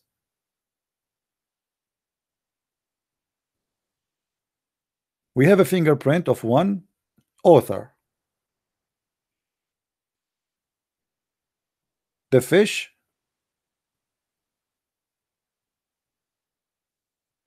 please stop, cause in science everything you are able to do are product of science. Okay, let me show you this statement. Stop causing science everything you are able to do are a product of science. Not really. If you are talking about science and machines and internet, I believe that those are exist, but we just discover them. And I will explain to you. Did we make electricity, or electricity is already exist? It exists, but we do not know about it. As simple as that. Today you say we are generating electricity. The fact you are not. You are using, you study what make electricity or electrons move. How we can move it, how we can cause it to move. But the electron is there. You did not create electrons. You did not create neutrons. So it's very silly of you to say everything I am using is because of science. No, science is not the one who created the chicken. Science is not the one who created the air. I can live without internet, but I cannot live without air. So it's very stupid of you to think that everything is created by science, and that is very naive.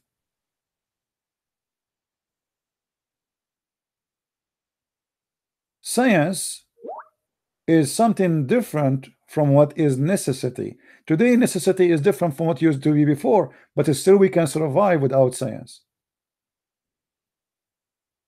Yes, I am not man of science, and I don't want to be. You are not a man of science. Why you don't call me? Call me and let us see what science brought to us. What science brought to us? Stupid talk. You know, science brought to us TV, internet, etc. But you will notice that all of those is more of a discovery, not really a science. We discover how the nature around us function.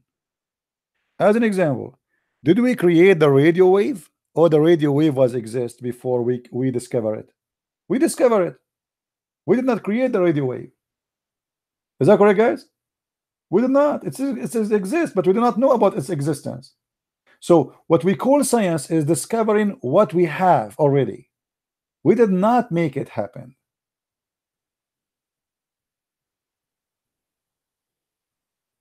The ability of sound to be transformed, or energy to transform by waves, is not us who made it happen. It's happening for a long time, but we never heard of it. We do not know what it is.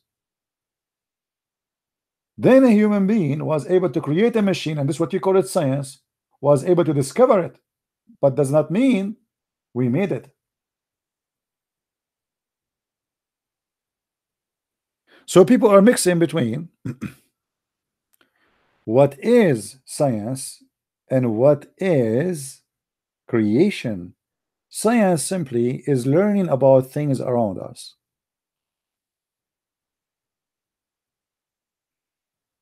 Is that correct, guys? That's what is science is about. We are learning about things around us. We learn how to fly to the space, but the space is empty before we are able to go there. But we learn how to use the nature around us so we can escape the gravity of the earth. But we did not stop the gravity is still there. We did not change the element of the space or the earth. All what we did, we calculated numbers of how we can overcome the element and use another element so we can escape the zone of the earth. So we created an engine which is more powerful than the gravity, will push us in the opposite direction. As simple as that.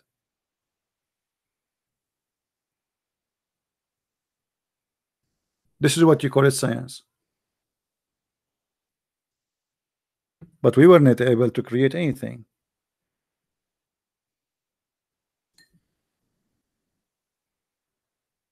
Will be really amazing if your science can create for you after you die. They can bring you back from death and they can put you together. Or if you ask a scientist, if you pay him to to bring you back to life, or let us say to create someone like you, a copy of you, without using any material of the earth, exist or in the space, he go to his machine, he clicks some buttons, and then bingo, we have you inside the microwave. Even the microwave you are using is using what is already exist, right? Anyway, do we have any Muslim on a call?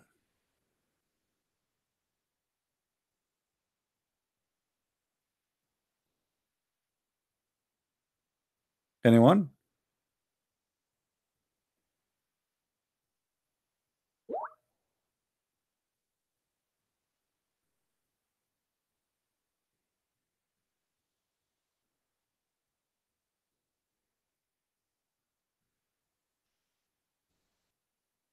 Anybody? Any Muslim wanna call me? And by the way, I'm not against science, but I don't like stupidity of those who worship science. My friend, time will come and they will put you in a box and they will bury you under the ground. And this is my challenge to you. Let science help you. Don't you have science?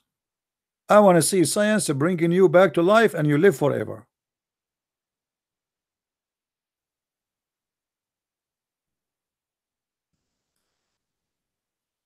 Let us see your science. After all the technology you have, you cannot even stop yourself aging.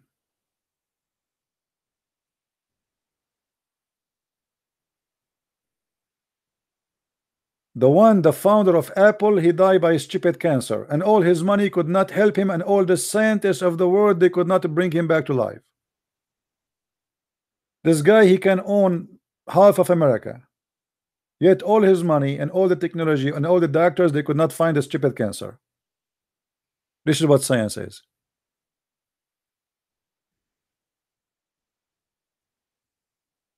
Where is your science?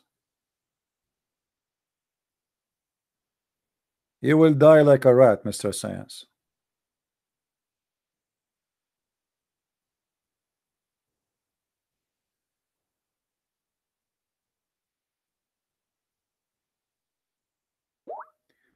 Anyway,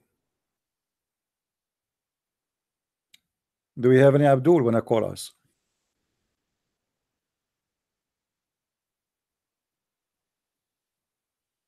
Anyone?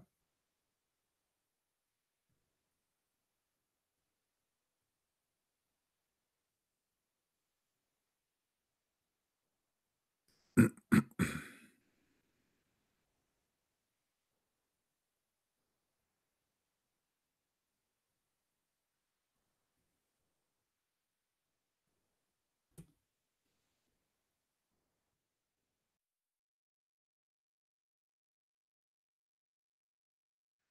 even one Muslim. As you see in front of us in the hadith, here is the real science, the science of Islam. Allah, He created the black people from the shoulder of Adam, the left shoulder, and He decided to send them to hell, as you see. Someone saying that Catholic, they invented Islam. I mean, this is a stupid statement. I heard it many times before. My friend, nobody fought Islam as much as the Catholic, and whoever said that to you is a donkey. The one who said to you that Catholic, they created or invented Islam, he is a certified donkey. He deserved a certification from a Christian prince himself with 10 times bigger signature and a stamp of my shoes. Give me his name, the one who said to you that the Catholic, they invented Islam. Give me the name of that donkey, please. Please. Actually, nobody ever fought Islam as much as the Catholic. This is why the Muslims, they consider the biggest enemy for them is the Catholic. This is why you see the Muslim, they say a Catholic, he converted to Islam is like saying God himself, like Catholic brother, Catholic, you believe it? Brother, a Catholic brother. They did the breed in the Catholic brother. He became a Muslim. It's like saying God. Because for them, this is like, man, stop being stupid. Who are the Crusade then? They were Hindus? Huh? If the Catholic is the one who invented Islam, who is, I saw one, he is from what is called Seven Adventist, you know, very they have a lot of wrong teaching, and they have a donkey who was on the stage teaching them. He was saying that Khadija, she was a Catholic nun. Khadija, she was a Catholic nun. Just to let you know, by the way, Khadija, she have 2 husbands before Muhammad, and she have tons of babies and children, but yet she was a nun. Catholic nun, not just a nun, she is a Catholic nun. And nobody of those donkeys listening to this guy ask him, where do you get this from? Can you show us the reference? And suppose you have a PhD, and the second you have a PhD, who's asking you? Who's going to ask you? You have a PhD, that's it. You can say whatever you want.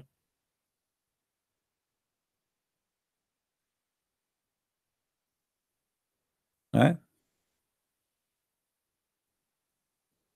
Madness, stupidity. Actually, until now, the Catholic in the Middle East are very small minority, because the majority of the Middle Eastern Christians are Orthodox, specifically either Syriac Orthodox or Greek Orthodox, and the majority are Greek Orthodox.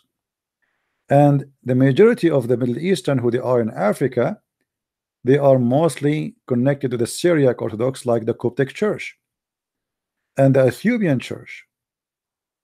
And by the way, when Muslim they say to you the early father churches did not teach about the Trinity, that will be stupid, because in case you do not know, one of the oldest churches in the world was not only in Syria, went all the way to India. One of the apostles of Jesus, he went all the way to India and he established an Orthodox church.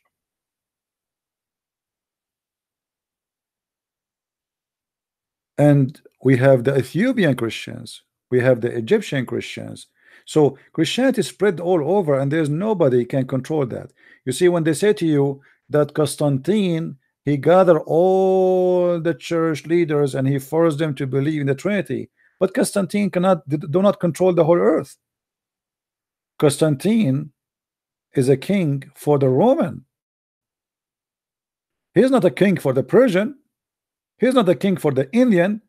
He's not a king for the Ethiopian. But you will notice that all the other churches still believe in the same thing. Are you following with me, guys? Do the king of the Roman have a power over India? He cannot. He don't. But they have the same belief as we do. They believe in the Father, the Son, and the Holy Spirit. And the apostle of Jesus who went there is the founder of that church. So this is from the early Christian churches. This is why you will notice that those Indian, imagine Indian in India. When I say Indian, I'm not talking about America. Indian in India, in their churches, they are praying in Aramaic. Why? Because the apostle of Jesus, he went there and he taught them the Bible in Aramaic.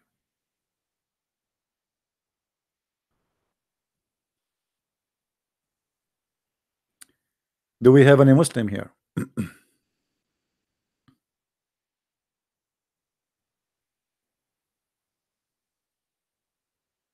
Anyone?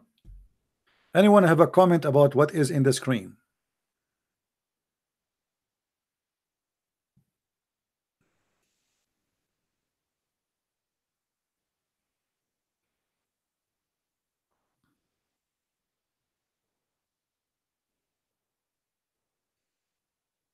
Yeah, Apostle Thomas. In Arabic we call him Tuma, or in Aramaic Tuma. You're right.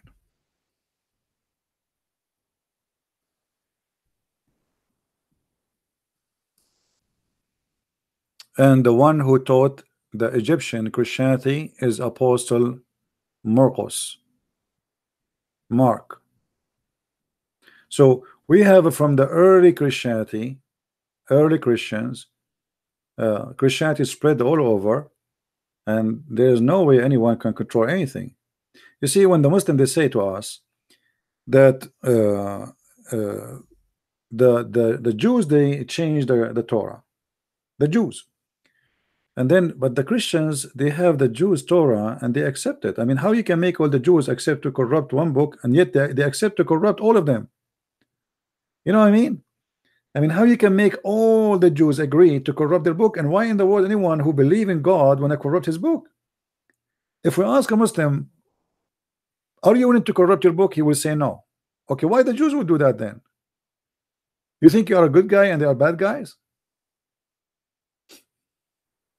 Why the ones who die for the sake of Jesus, they were crucified, they were killed, they were slaughtered, they will change the Bible? Why?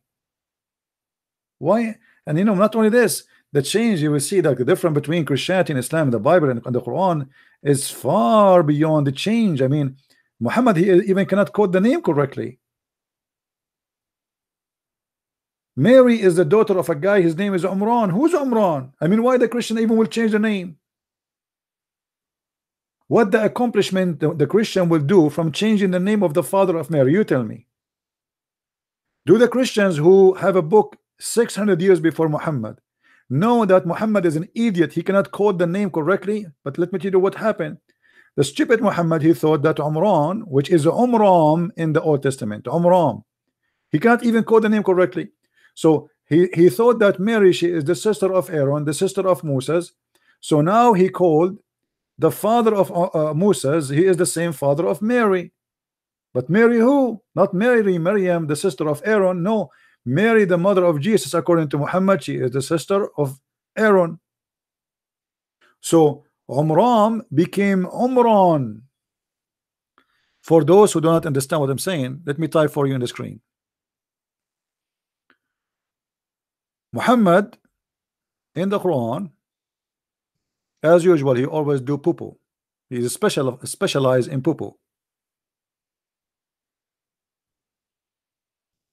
So he come with a new name we never heard of. That is Umran. I will type it first in Arabic.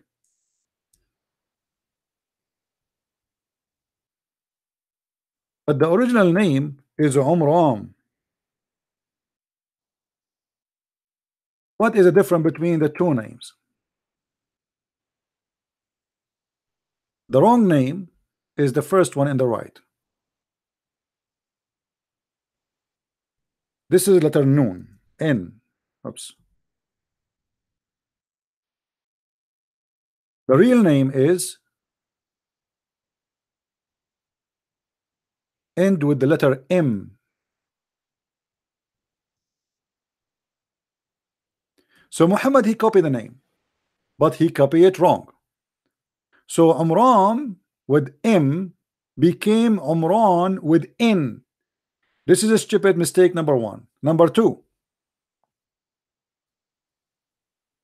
Umran is the father of Musa's.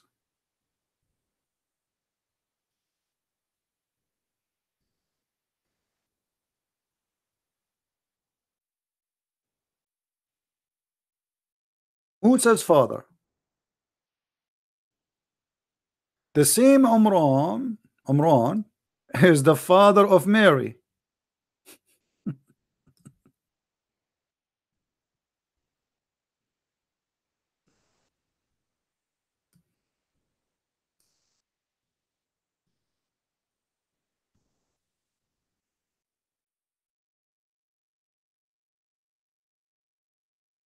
And then in a miraculous way, Muhammad, he said that Mary is the sister of Aaron.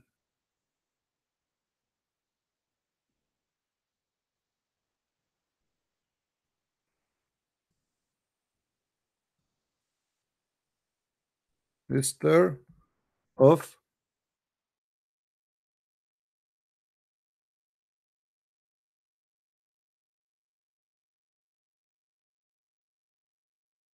But Aaron is the brother of Moses.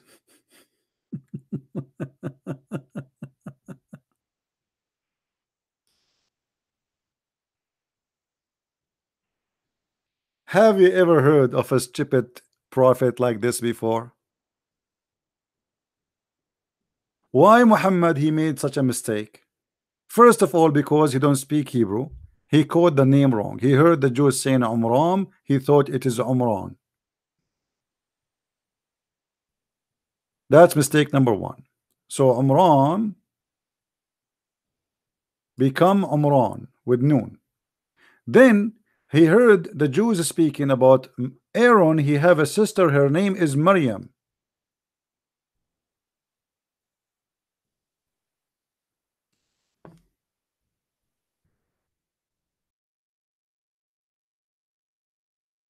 And this is exactly how the name of Mary, the mother of Jesus in Arabic, came.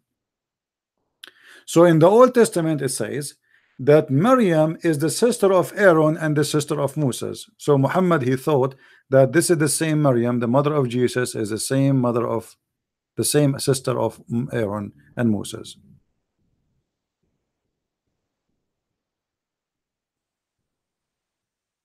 Do you want more proof that Muhammad is a false prophet? Have you ever heard of a prophet he cannot even quote a name correctly? Yeah, I heard of Prophet Muhammad Hijab, who said that Elijah mean God is with us.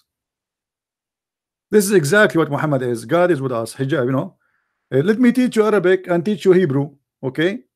Elijah mean God is with us.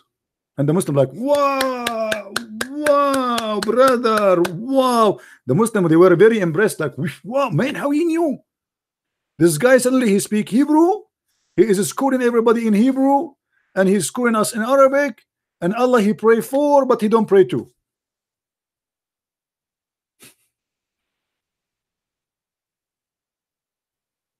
Do we have any Abdul?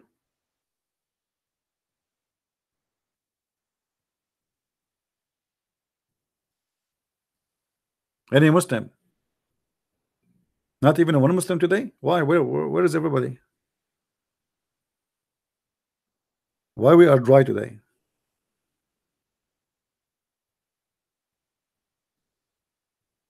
Hmm?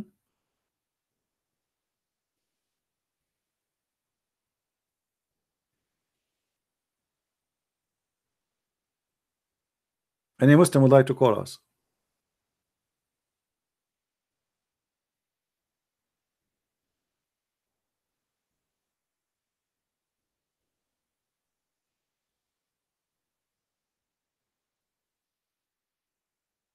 No?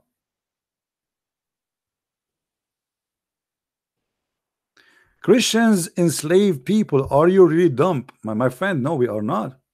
First of all, in order for me to enslave people, and if I am following Jesus' practice, then I was right. But you will notice, my friend, that Christians, who do wrong things, they can exist everywhere, and that's has nothing to do with Jesus. As an example, how many slaves Jesus he owned? How many slaves Jesus he owned?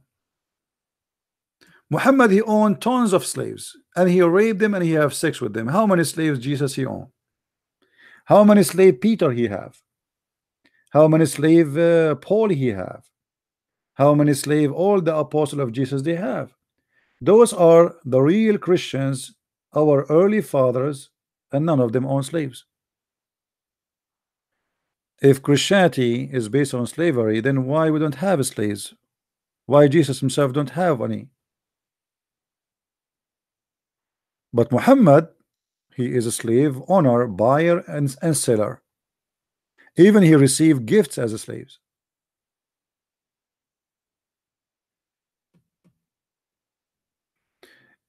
Not long time ago, here in America, people they used to own slaves. But is that the order of Jesus says to the? And not only that, the slaves who they own them, they are Christians. How you own a? Not only they are owning slaves, they are owning Christian slaves. So if you are saying to me Christians they own slaves, you forgot that the slave themselves they are Christian too. And this is showing me how dishonest you are. How come you mention that who owned a slave, but you don't mention the slaves? And by the way, all the slaves which own in the West captured and sold by Muslims.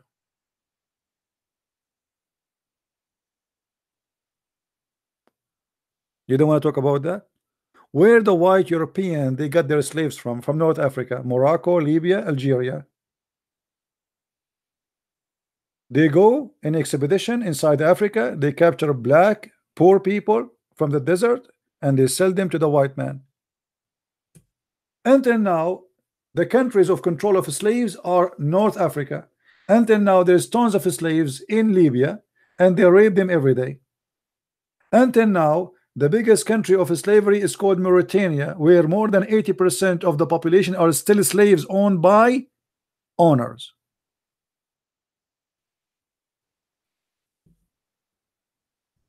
Dishonesty. Who is the one who captured the slave? Ask your grandfather who is the one who sold him to the Western. The Muslim Arabs, the white Arabs.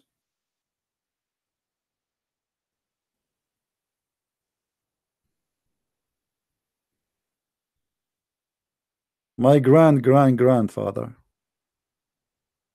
He captured your grandfather and he sold him to the white man. Are you there? You can go right now and search in Google, Prophet Google, and you will find all the reference.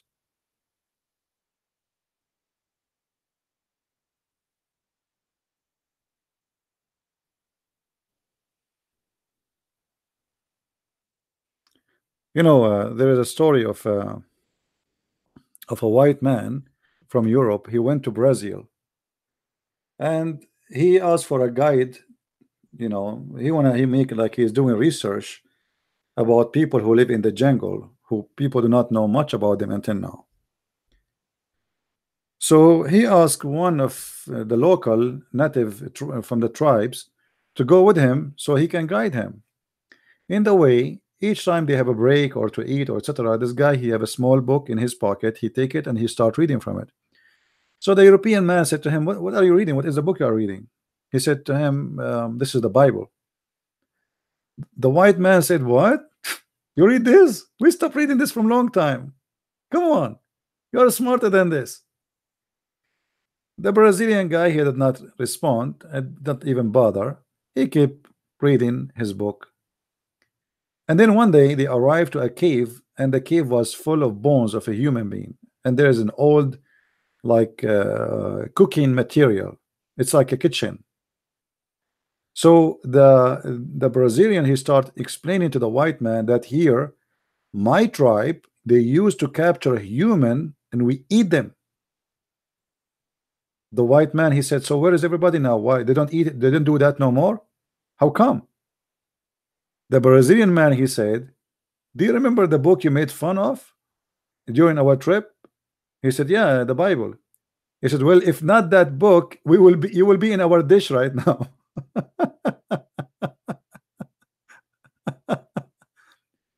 If not that book which you are making fun of, you will be today our soup. So the stupid European man, he was making fun of the Brazilian man for reading the Bible.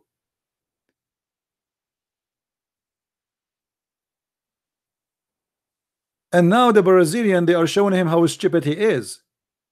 You made fun of me for reading this book. If not this book, you will be right now my meal. You will be my McDonald's.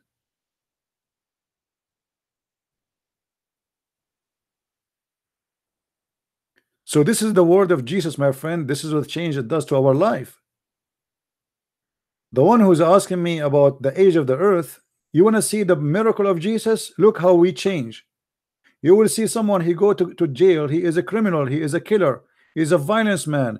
He accepted Jesus, he became a very peaceful person. That is a miracle. Me myself, I used to be a person who looked for a fight. I look for it. I wasn't a bad person, by the way, but I look for a fight. If I see like three guys fighting with one guy, even I do not know who is that guy, I believe this is not fair. I joined the fight with the one guy. I don't know even if he's a Christian, he's a Muslim, I don't care. I jump in the fight. After we finished the fight, the guy, he asked me, do I know you? I said no.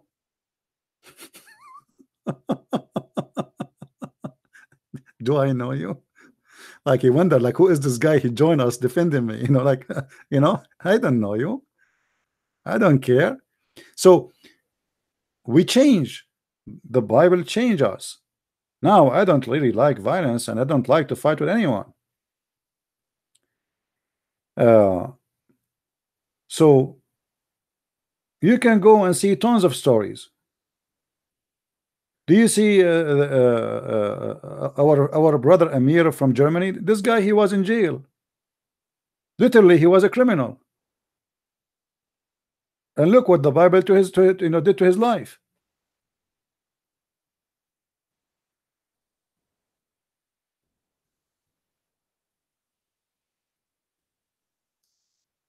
So, we have a proof that this book is an amazing book.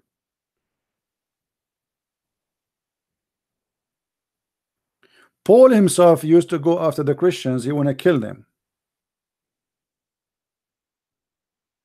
So what happened to Paul? The fighter, the warrior, the one who go and want to fight and want to kill. What happened?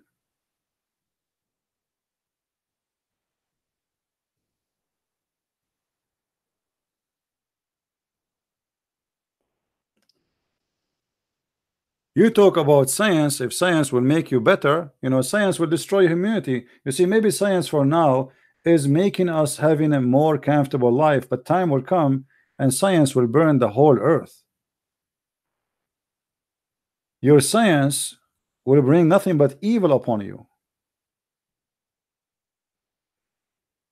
Right now, as we speak, Russia have a weapon which is 5 times faster than the light.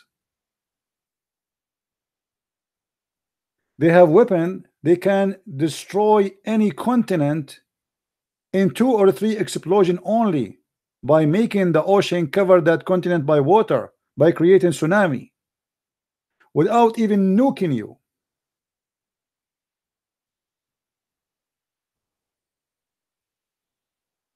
Time will come and a human being will be sorry for his science. We have weapon who can kill people by ethnic groups, which mean it's a bacteria will kill only certain kind of people. Imagine.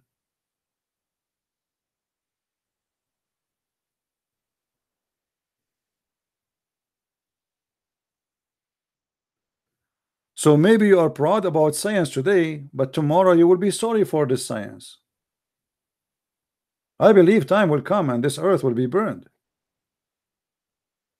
You call it judgment day, you call it whatever you want, you don't believe in God, it's up to you, but the human being is destroying himself. You see, there is many jobs is going to disappear. As an example, pilot for airplane. I believe time will come, everything will the airplanes will fly by computers. There's no pilot. Same as the fighters, there's no pilot for fighters. Right now we have a drone, they go and they hit somebody in the middle of nowhere, and you are sitting in your room like as if you are playing a game. It's literally a game. This is now. So imagine what will happen after 500 years from now. So a human being is making science, or what they call it, science and technology, but this technology is not going to help him really much as going to bring destruction. What now? What if we have a leader of those great countries, powerful countries, he's a crazy man like Hitler? That's it, the earth is over.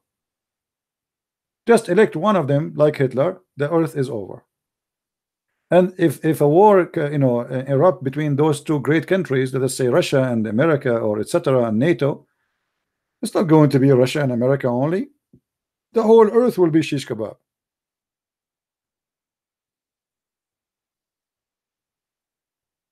No, actually Trump is a very peaceful person compared to the rest of them. You guys, you have no idea. You see, people, they accuse Trump of things he don't have it. Trump is not a warrior. Here we go, he withdraw from Syria his army, when actually if I am him I should stay.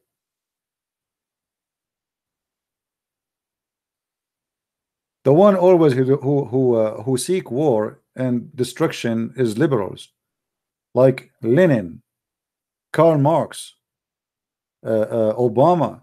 So in the time of Obama, he donated for ISIS to grow. He helped them to grow. He would withdraw the USA army so ISIS can grow on purpose. They made Egypt collapse, the Egyptian government of Egypt, so the Muslim Brotherhood would take over. This is the plan. But all what you hear in the news that Trump is an evil man, he is a foolish, he's a crazy, he's a stupid. The fact he is smarter than all of them.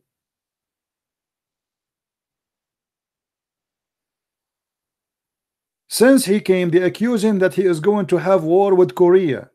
When he shake hands with the president of Korea, they accuse him to be a coward. Look at this. In the beginning, they say this guy is a crazy, he is going to cause us to have war with Korea. Then this guy was able to force the president of Korea to seek peace.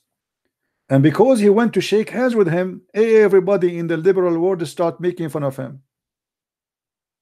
More than 30 years, nobody was able to force this country to do that. He did. Without war. He destroyed ISIS.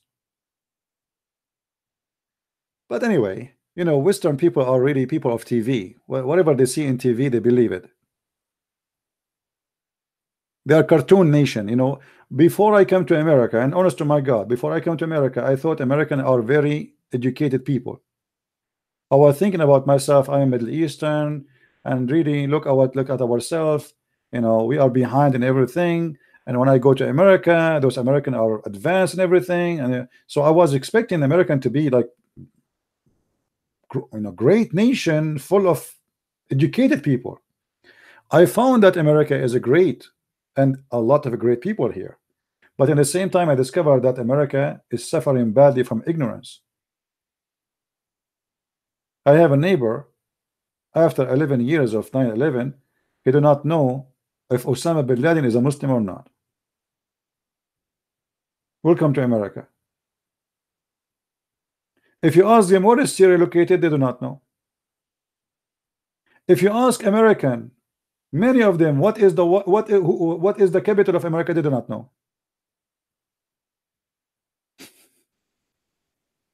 There's a guy, I forgot his name. He make videos in YouTube. They are funny. He asks questions like why we have the 4th of July. They don't know. Many of them do not know. They don't know. American. Welcome to America. Uh, I mean, yeah, it's amazing. It's like the stupidity is beyond imagination.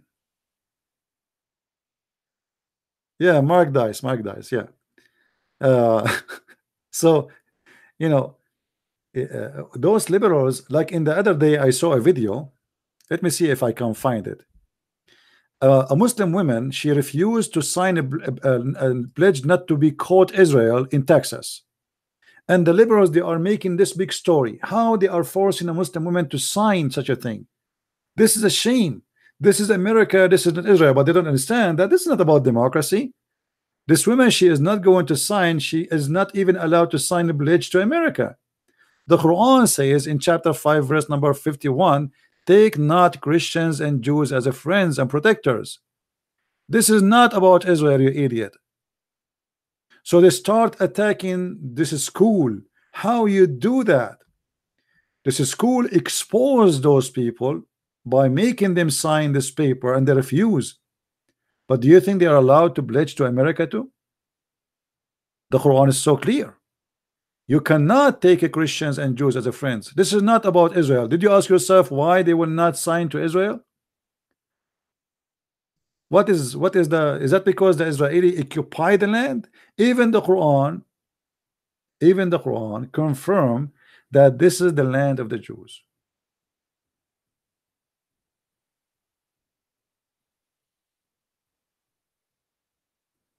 This is the land of the Jews. No Muslim can say that this is not the land of the Jews. In their book, in the same chapter 5 verse number 20 says, remember Musa said to his people, oh my people, call the remembrance of the favor of Allah into you when he produced a prophet among you and made you king, and he gave you what not given to any among you. Oh my people, enter the holy land which Allah has assigned into you. Do you see it? Even the Quran, by the way, the Quran never mentioned the word Palestine. The Quran never mentioned the word Palestinian. The Quran confirmed that the Holy Land belonged to the Jews. And as you see in the front of your eyes, I'm not making things up.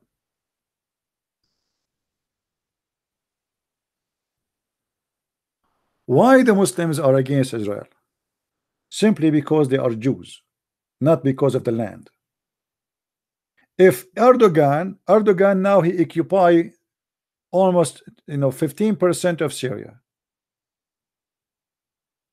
Have you ever heard of any Muslims going crazy? No. If Erdogan occupies Syria, none of the Muslims will be upset. The Albanian, they control Egypt for more than 1,000 years. Not a single Arab or even Egyptian king. And none of the Muslim Egyptian complain. Why? Because they are Muslims. The Ottoman, they control most of the Middle East. And the Arab Muslims, they were subdued like sheep. Why? Because they are Muslims.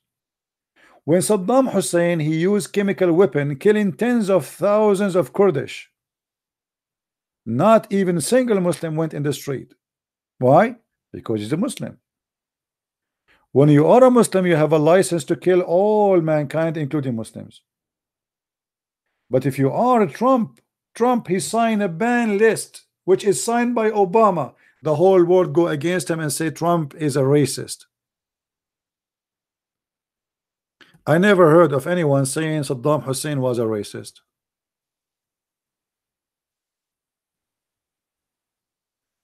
And Trump was signing the same paper signed by Obama before him. Nobody spoke about it when Obama he signed it. No, the Muslims are not the problem. The problem is the liberals. You see, the biggest problem in the West we have is not the Muslims. It is the stupid liberals. Liberals are people who dig for their grave. If the Muslim took over your country, you are the first one to be buried, not us.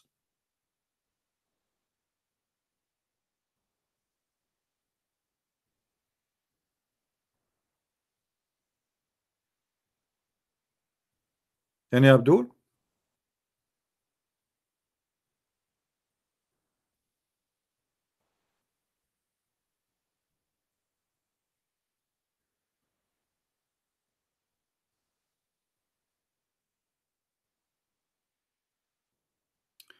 Defend another one, Catholicism. Okay.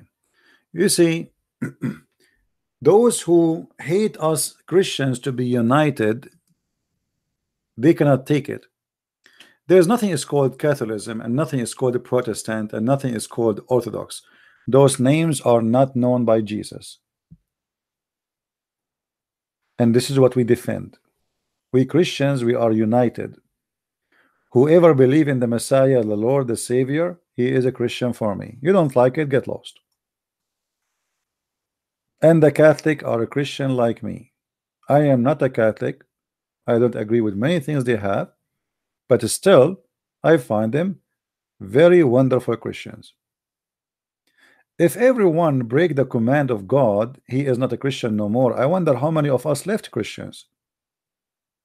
You know, the irony, some people, they lie at themselves and they think that they are the best of the world, when all of us, we are sinners, and all of us, we do wrong.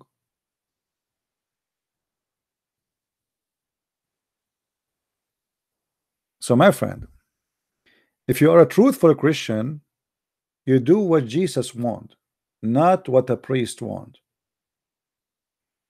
Many priests, they are doing businesses. They will tell you only our churches people will be saved. Ask yourself, is that really real? What does that mean? Who are you? I will not be surprised if this priest, he will be the same as Muhammad, who take the money and go vacation from your money and go vacation in Hawaii, but yet he is preaching about God, and they have a very fancy clothes and houses. If you go and read the life of the apostle of Jesus, you will see how poor they were. But imagine those people, those men who they have a power of the Lord, who they can do miracles in his name, how much money they can make. Imagine if I can make somebody come back from death, how much money I can earn every day. How many kings will kiss my shoes every day? But yet they die very poor, and they die after humiliation. They were killed, they were tortured. They never ask for payment. Those are the true Christians.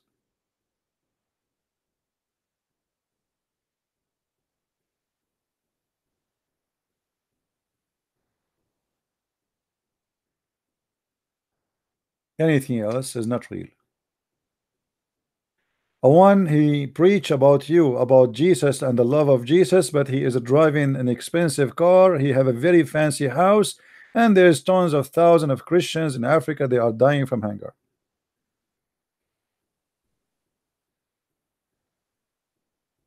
Right? Jesus did not even own a donkey. You don't. He owned nothing.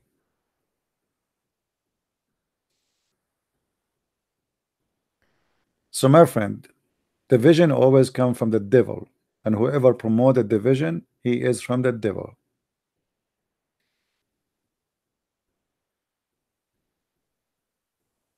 We might not agree about some issues, but that is very normal. God, he made us different, but God, he unite us in one thing: the fruits. Jesus said, from their fruits you shall know them. So let us say you are a person who believe that you like to have a picture of Jesus in your house. I believe if this is for the sake of art, it's fine. You believe no, it's more than an art for you, it's to present Jesus for you.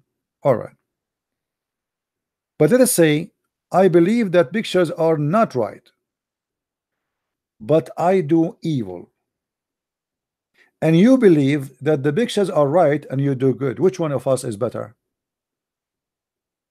Which one of us is better in the eye of the Lord? You made a picture which is, I believe, wrong, because you love the Lord, not because you hate him.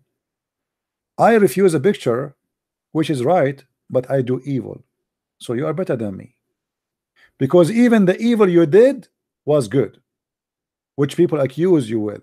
You did evil which is loving the Lord, to the point you want to make a picture of him. which is wrong, because the Bible says don't make images of what is above and down on earth. So I believe it's wrong. But even that wrong happened because you love the Lord, not because you hate him. But someone else, he don't believe in pictures, but yet he do wrong and he do all kind of evil. Which one is better? So the Lord, he said, from their fruits you shall know them, not from the pictures. Not everyone says to me, Lord, Lord, but the one who do the will of my Father. So you have pictures, I don't have pictures, she have pictures, she don't believe in pictures. Let us see our fruits, and that will be our competition.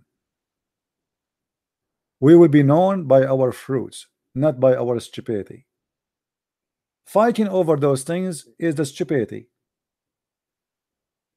Fighting for good to do better fruits, that is smart. So let us say you're a Catholic, I am Protestant, or vice versa. What about we compete about who can do better to serve Christ? That will be wonderful. Not to compete in insult and accusation. What about we compete to serve mankind? Jesus says, I was hungry and you did feed me, I was thirsty and you give me drink, and I was sick, you visited me, I was in a prison, you came to me, I was a foreigner, a stranger, and you took me in. So for us, Christianity is not a sect. Christianity is a life, and this life is containing fruits. You can call yourself whatever you want, but Jesus will not know you from your name. He will know you from your fruits. You can wear a big cross in your chest, but you might be a drug dealer or even a pimp like Muhammad, and you will go to hell. So it is not what you wear, it's not what you say, is not what you call yourself, is not a name you hold, it is a fruit you carry and you do. And this is what is a Christianity for me.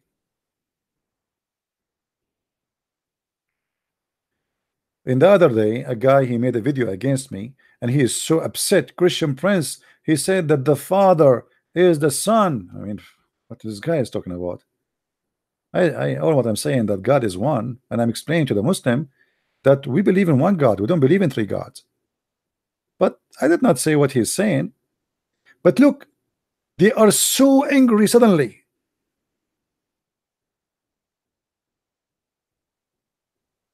And they are the one who want to defend the faith. But this guy, he never brought one Muslim to Christ.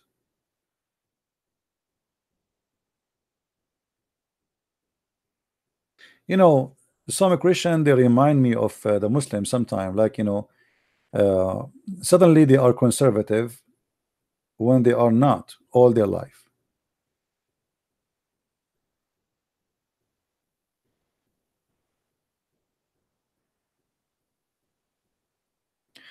This is why in my program here, I don't like people to speak about Catholic, Protestant, Orthodox. Keep your faith for you. Don't tell me about it, because simply the devil, he will try to divide us, and he will use those names to divide us. And by the way, Muslims, they go inside the chat rooms and they play Catholic and Protestant. One of them will text as a Catholic, the other one will text as a Protestant, and there's many fools, they fall into the trap. Or you are wrong, or you are pagan, or etc. And the list of the fool, they follow right away. Right? I am smarter than that.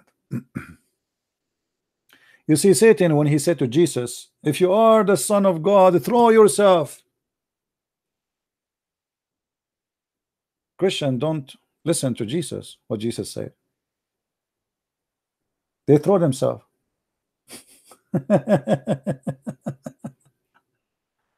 I don't know if you understand what I'm saying. So when you challenge someone from different, let us say he's a Christian, but let's say you're a Protestant or a Catholic, and you ask him to prove himself by throwing him out of the cliff, and you say to him, as if you are saying, well, if you are a true believer, okay, don't die.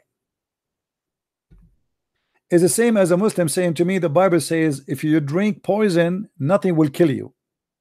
But this is not what the Bible meant.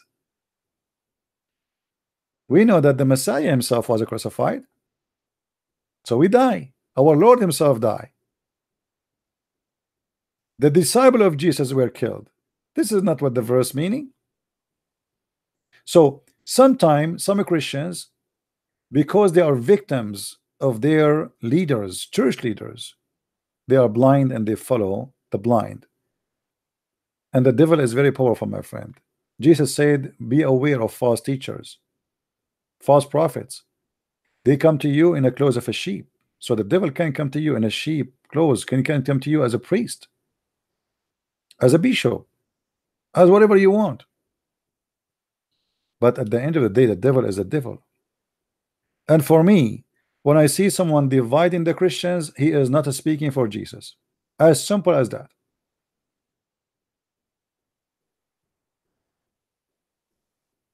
If I ask you now, what do you think? Jesus will be happy to see that Christians are not one church?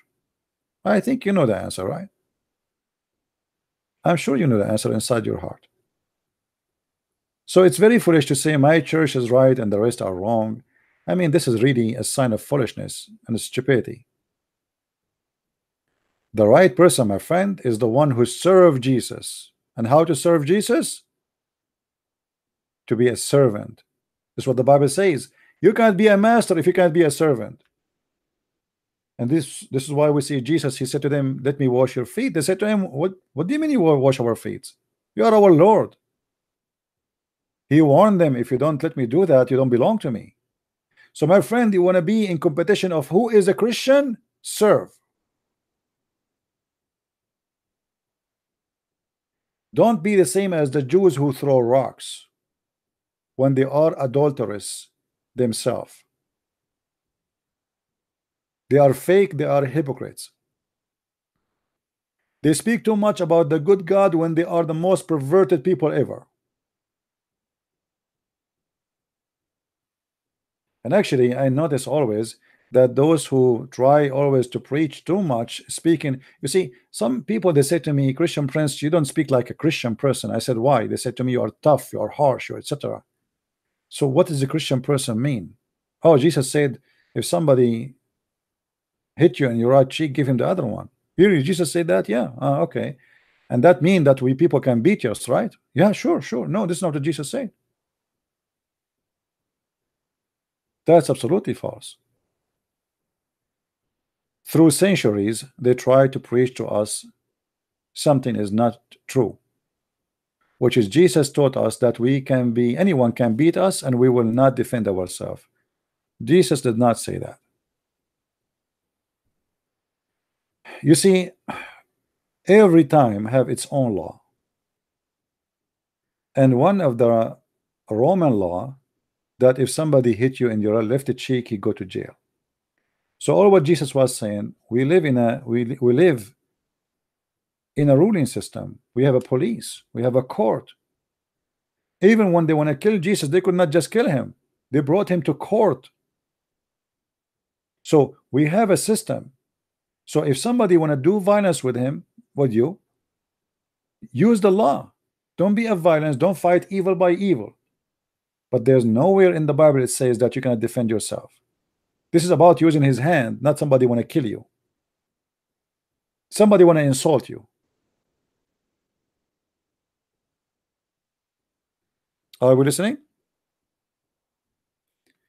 But you remember Jesus, he said, the one who don't have a sword, go and buy his garment and buy one. What? Jesus says that? Yes, Jesus says that. Why he's asking them to buy a sword? To defend themselves, not to defend him. This is why we see when the soldiers they came to arrest Jesus, Peter, he have a sword with him. Do you think Jesus did not see that Peter he have a sword?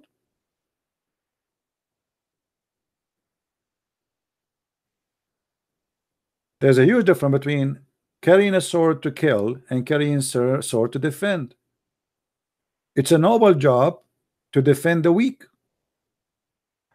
What if I am walking in the street in the middle of the night and saw a man trying to rape a woman? what I should do as a Christian? I will start saying, "Our Father art of heaven." I will tell him that Jesus said, if somebody hurt your right cheek, give him the other one. Or my duty as a Christian to defend this woman and stop this man from his crime. Which one you think present Christianity? If you don't defend this woman, you are not only not the Christians, you are the enemy of Jesus. Because the one who don't stop a crime, he is a criminal. And you should use all kind of ability you have and mean to stop that crime, including violence. Because here you are defending this woman, you are not being evil. Don't fight evil by evil, which mean don't do the same as that guy. But stopping him from doing his crime is not doing the same as he do. You are doing something good.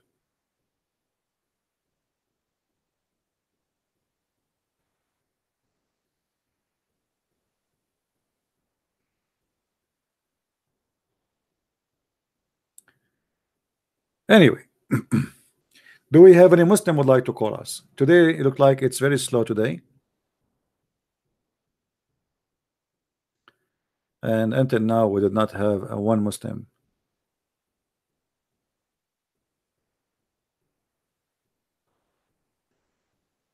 Anyone?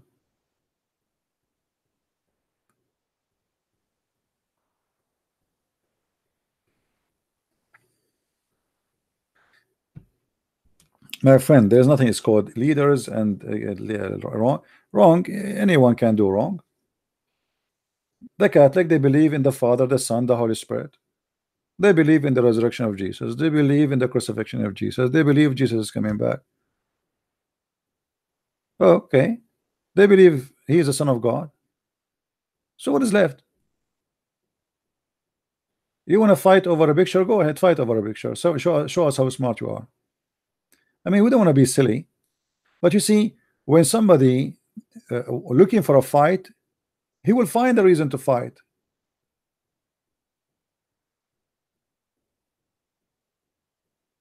Once there's a guy, he is fighting with his wife, and they asked me, like they said, things is going between us bad, like, and I'm very close to both of them. They said to me, what do you think the reason? I told them what happened. If like you want me to involve, it's your problem why I should be involved. But okay, tell me what happened. So the guy, he leave when he drink coffee, he leave his cup in the coffee table. He don't take it to the kitchen. His wife, she said to him 1,000 times, don't leave it there. But do you think this is really the reason of the fight? No. I'm sure this guy before, he used to leave the coffee cup there, and she used to call him, honey, let me clean it for you. But there is other reasons. But people, they find a silly reason to fight. They don't talk about the real reason. They told me the silly reason. I said, I don't believe really this is the reason you both are fighting. There's something behind. So you sit together and you talk to each other and tell me. You don't tell me, because this must be very private. There is something, both of you are angry from each other. It's not the cup of the coffee.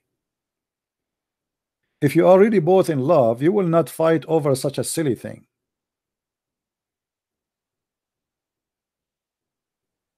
So when we are not in love with each other, we will find any silly reason to fight. But if we are in love, even if I break your window, you will say, don't worry, I will replace it.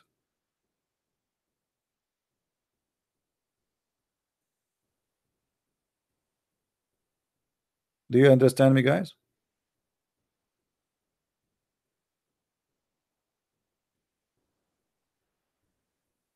So let us love each other, and then you will find that our differences are not really important. Someone said to me, the Catholic, they pray to Mary. That's a lie. They don't pray to Mary. They ask Mary to pray for them. Go and read Hail Mary. I don't know how to recite it perfectly, but the Catholic, they know it by heart. But they are repeating what is written in the Bible.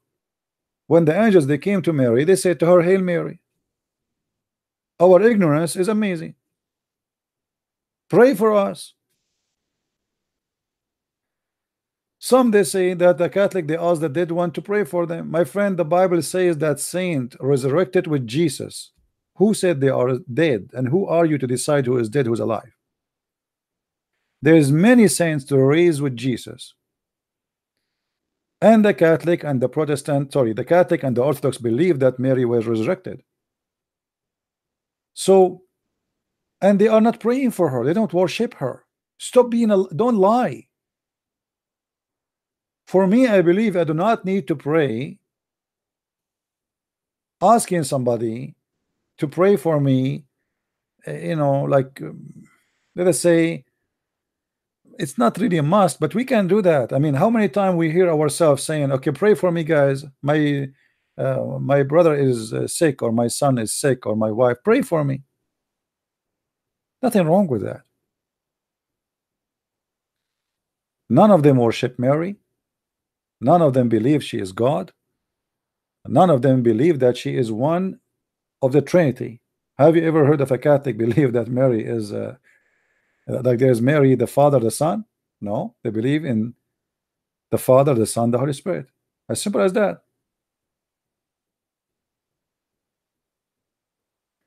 So please, let us be smarter and let us be educated. Enough is enough. All right?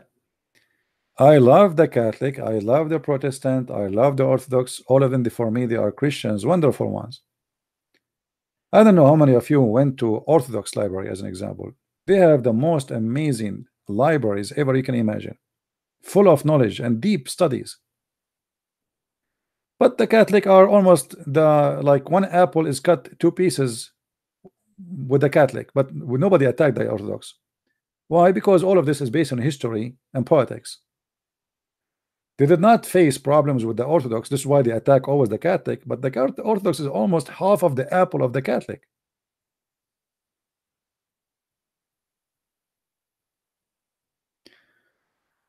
Anyway, yeah, and actually the name for us, all of us, is not Catholic, is not a Protestant, is not Orthodox. The name was given to us as a Christian. You see, in the Middle East, when we say, I say I'm a Masihi. Masihi from the word Masih, which means Messiah. I'm Christian, and this is name used for all of us. There's nothing that's called Catholic. Nobody says there. If you ask him what are you, they don't say I'm Catholic. Nobody say I'm Orthodox. We are united. But do you know why we are united? Because of discrimination. Discrimination make us one with Jesus. And maybe you people need some discrimination, so you might understand.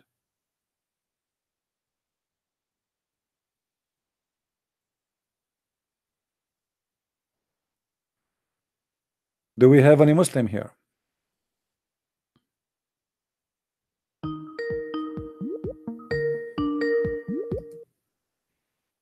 Hello?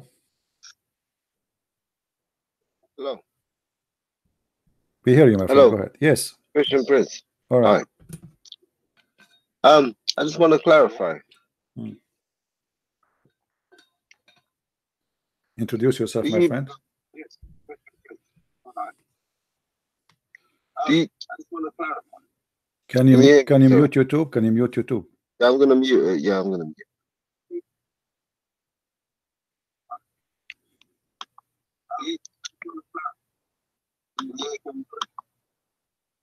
Can you hear me now? Okay, go ahead. Yes, I just want to clarify. You know, with respect to Catholics, because was obviously you were discussing it in your live stream. So, do you believe that Catholics are Christian? Absolutely. But in what sense? Jesus, he told us who is the Christian. The Bible says, who is the not Christian? Whoever deny the Father and the Son is an Antichrist.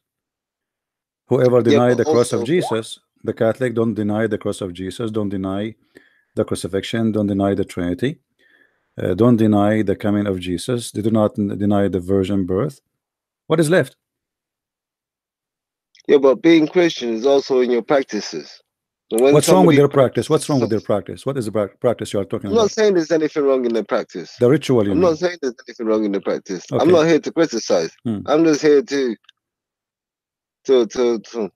optimize everybody. It's not about criticism. It's not about bringing anybody down. Okay, no problem. What's wrong with the Catholic? Why the Catholic will not be Christian for you? Well, let's start from the beginning. First of all, with their beliefs with Jesus, they don't believe that Jesus is actually God. That's number one. My friend, this is a stupid thing of you. Don't ever call me again. I don't have time for stupidity and lies. Who is the stupid idiot who told you that the Catholic don't believe Jesus is God? Give me the name of the donkey. Because okay, no. Okay. Give me the name of the donkey. Who is the donkey? He said to you the Catholic don't believe in Jesus as God. I'm talking from my personal experience. Then, my friend, don't talk to me. Don't call me again. I have no time for the devil. What personal experience? Is the Catholic is a bicycle you can take a ride over? It's a belief. Their books is there. You can go and read it. Stop being a donkey.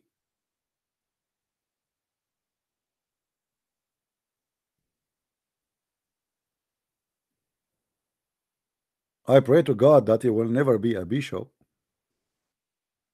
Because of the bishop like this, imagine what the church will be.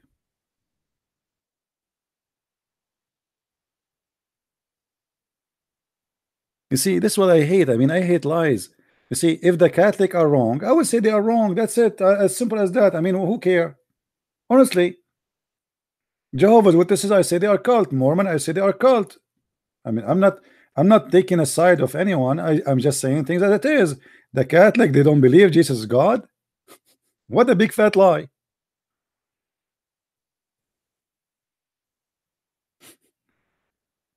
You see, when I lose my patience, I cannot take it no more. And by the way, each time I say to a Catholic, don't attack the Protestant, the Catholic, he get upset from me and he stop donation to me. And each time I say to a Protestant, don't attack the Catholic, the Protestant, he get upset from me and he stop donation to me. Go, both of you. I don't want your donation. Go.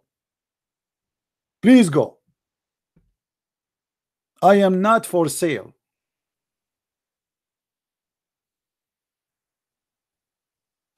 Here we go. The Pope is an Antichrist. Yeah, Obama is Antichrist. Trump is an Antichrist. George Bush is an Antichrist. Get lost out of here. We don't want donkeys. Do you know even what the Antichrist is? If you know the Bible, you should not say that, my friend.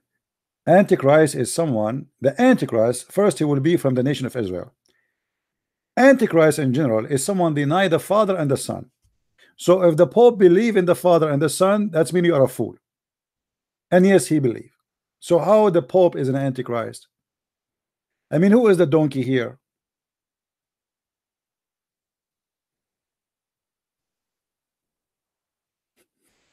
Anyway. Oh boy. Do we have any Abdul here? Any Abdul?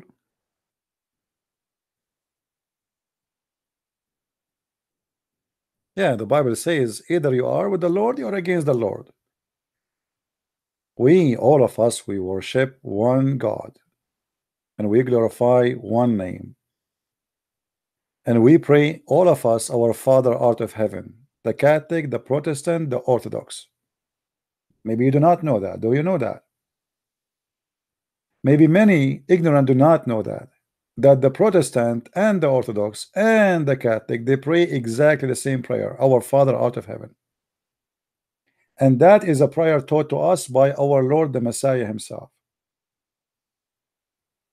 Go study the prayer and you will know what is making us united. Our Father art on heaven.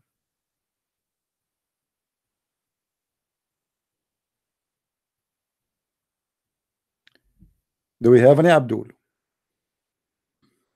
Any Muslim? You see, do you know why the Muslims get upset from me? Because I don't allow the division between the Christians. And by doing that, the Muslim, they cannot find a window they go through. You see, when a hacker, he want to hack your computer, he need to find a weakness in you. You know what I mean? So what is the weakness of this man?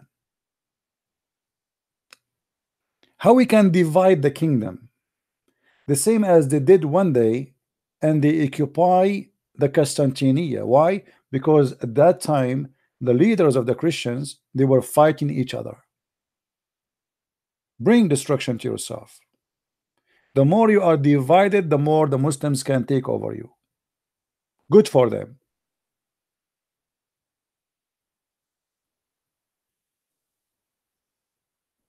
But not in my, not for me. Wherever I go, that will not be accepted.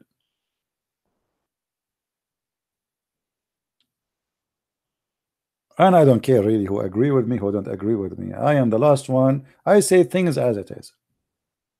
Since I was a kid, I don't care really.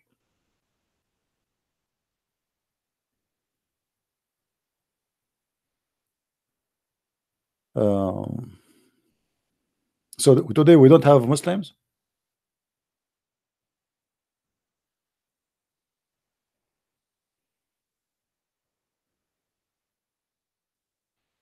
My friend, you are asking me to translate videos into Malaysian language as if I speak that language. How I can do that? But you can do that. You can download the videos, load them in a channel, and add subtitle. You can do it. But do you think Christian Prince, he speak all languages in the world? Everybody's asking me to translate it. I have even nobody to help me. Everything I do by myself. I need to write my books. I need to make videos. I need to answer people. I get thousands of questions. And then I need to add languages to the videos. Languages I don't even speak. Do some work. Help me. Help yourself. Help your people. Help your nation. Get the blessing of the Lord. If you translate a video into your language in a certain topic, you know, you will get the blessing, because simply it's your work, not my work. Hello. Oh, how you doing, CP? You okay, bro? I'm all right, my friend. How are you doing? Oh, fine, thank you. It's Ammar. I called you the other day, the ex-Muslim brother. Hey, Ammar, how are you? Oh, good, brother. Good, good. Just a little bit tired and relaxing, just listening to the knowledge you're spreading. Yeah. I just wanted to talk about, yeah, like we shouldn't divide each other. It's true that you know, some things that in the Catholic Church are, like a bit weird, but they are still Christians. The only thing that I have an issue with, I wanted your advice about it. You know, when they say that the Pope can, or the Father, or the leader in the church can forgive their sins, could you explain a bit about that, please? No, they don't do that. Actually, the Pope himself, he confesses his sin every Sunday. He don't forgive sin. No, they don't. You see, we have many rumors, and we believe in rumors, but we need to investigate before we believe in something. They don't. Nobody, not even a single Catholic, believe that anyone can forgive sin except God, and the Pope himself, he confesses sin. Okay, that's good. That's good. It's true, because what I do, I'll just research about it and read, different people's opinions. People they make. You see, when the devil, he want to be involved in dividing people, as we see in the Quran, chapter 5, the same chapter in front of us, verse number 14. It says that Allah will spread hatred and enmity between the Christians until Judgment Day. Yeah. And this is the power of the devil. The devil, he don't want you to open your door to a Christian person, and even to listen to him. So we start accusing him, and we don't want to listen. No, that's true, because I've got a sister that I evangelize with, and she's come from a Catholic church, and she says, like, we don't preach about so much things, and she tried to warn people about hell. And I need to talk to her properly. I do believe there are Christians, because you're right what you're saying. They do believe in the Father and the Son and the Holy Spirit. And if there's a few things that are not right, I think that's just down to that particular person. Because there's been a lot of people that's had bad experiences with the Catholic Church. But you know what? Before I heard you today, I had a different understanding about them. But the things you're saying actually make sense. They believe in one God. You know, they're not pagans. They don't kiss a black stone and think it's going to wipe their sins away. Even this, you know, you might see someone is a Catholic, he is kissing a statues, but this is not Catholicism. This is something he do. It's not in the Catholicism that we should pray to a statues or etc. People, they do things. People, because there's many people, they cannot get rid of. They want God to be in the front of them. They want God to present in the front of them, and this is why they like pictures and like images. However, this is, you know, I can have a picture of anything. All of us, we have pictures, don't we? And you might have a picture of somebody from your family, and still you kiss the picture of somebody you remember. Maybe a mother or her child, he passed away, she kissed the picture. She is not worshiping an idol. So I love Mary, I love Jesus, I love Moses, I love all the good ones before us. And let us say I have a special passionate and I want to kiss the picture. For me, I believe this is wrong. First of all, we don't even know the picture. We don't have a real picture. True. Secondly, you know, the Bible forbid us in a religious way to make images of what is above or down on earth to any a person, as long the purpose is to worship. You know, that's right. So that's right. If we start worshiping pictures, obviously it's very wrong. Yeah, it's true. It's the people, isn't it? It's the people. Look, because there's so much like really good Christians, like even the nuns, you know, the way they live and things like that. But another thing I wanted to ask you was, and obviously in the Bible, you know, it speaks about women shouldn't be preachers. They shouldn't teach in the church, but they should sit silent and they should wear head coverings. And you know, there's a lot of women pastors. What do you think about that, CP? See, here we see that the Catholic are more conservative from Protestant, but yet the Catholic are accused. You know, I mean, you see how the double standard sometimes. Okay, how come you go letter by letter when you want, and you don't go letter by letter when you want? So when you want, they say, okay, we have to go letter by letter, and the Bible says don't make images, etc. So you are wrong. We will throw stones at you. Then we have verses where it says that women, they should not talk in the church, etc. However, for me, I believe that those verses is not meant that women, they cannot really teach. You see, the first teacher we have in life is our mothers. True. Because what it says, sorry to interrupt you, CP, because what it says is women can teach, but to teach their children and their family and sisters and amongst them. But it says, the Lord says, I do not forsake a woman to preach, basically, to be a pastor in the church. And women they can't teach. No, women they can't teach. Simply, you see, but let us make it simple. Okay. We are talking about generations 2,000 years ago, all right, where men are the one who go to school, women they stay home learning how to cook. All right, this is the tradition. Even in the Jewish rabbi, the rabbis is the one who go to school are male. The whole school is a male. There's no females. So who is the rabbi? It's a male. But we will go and we will find in the Old Testament that there is judges, correct? And there is a prophets who they are females. So the same chapter speaking about women she cannot teach is the same chapter speaking about women they can prophesy. Yes, they can prophesy, right? With their head covered. Sorry, go on. You're right. Even that chapter speaking about the head cover is about the hair, because the cover of the woman is her hair. The same chapter is saying that. So look what happened. We quote sometime a verse and we stuck with it, but we don't read what is after or before. And what I see that the Bible is full of stories about women teaching and speaking about Christ, and we will be naive if we believe that women are not meant to speak and to glorify God, because the Bible is full of stories of women who did that. Same time, in a strict society, man cannot teach women. because he is not allowed to be with the women.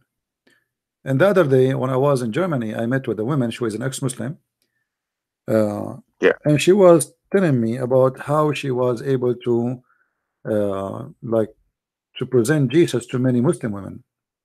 But in this society, a man cannot be inside the room. Only women, they are there. A man is not even allowed. So what does that mean? The Lord will not allow somebody to witness for them? So if we take if we take if we want to be like Taliban, you know, Taliban, they take the Quran and they say it says etc. Let us do etc. And we don't need to use our brain. Christianity is not like that. Remember that Jesus himself, he comes through a woman. CP, right? I totally agree with you. I agree that women should be able to. I don't mind women outside, you know, evangelizing, doing things like that, because you know that in Corinthians 14:34. It says the women are to keep silent in the churches where they are no, but this is because women, they used until now there's women who talk a lot and they cannot keep their mouth shut, talking about cooking and about doing dishes, what your husband did. So women, come on, don't bring your, you know, there's so many like this. They cannot control their tongue. They have to talk.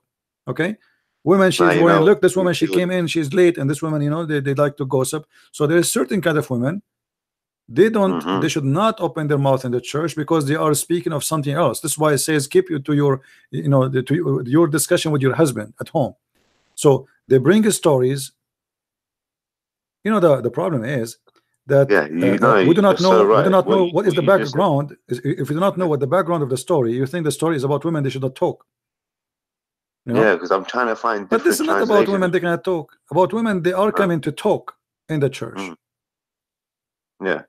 No, you're totally right. You know, there's just so much things that we just need to understand more, because everything I read, it's like before I was Christian, when I read the Bible, I didn't understand it. The words never opened to me. But as soon as I was a believer and the Lord came in my room and the Holy Spirit and everything happened, it's like the words just come out to you, you know.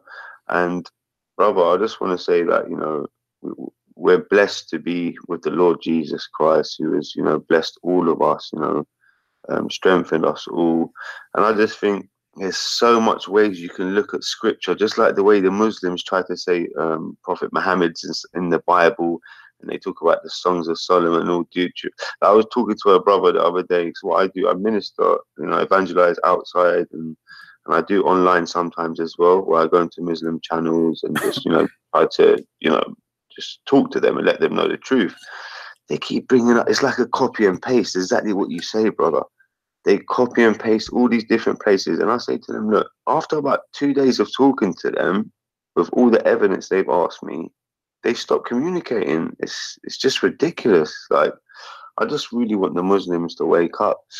And none of them dare to debate you, because as soon as you embarrass them, they've lost all their followers.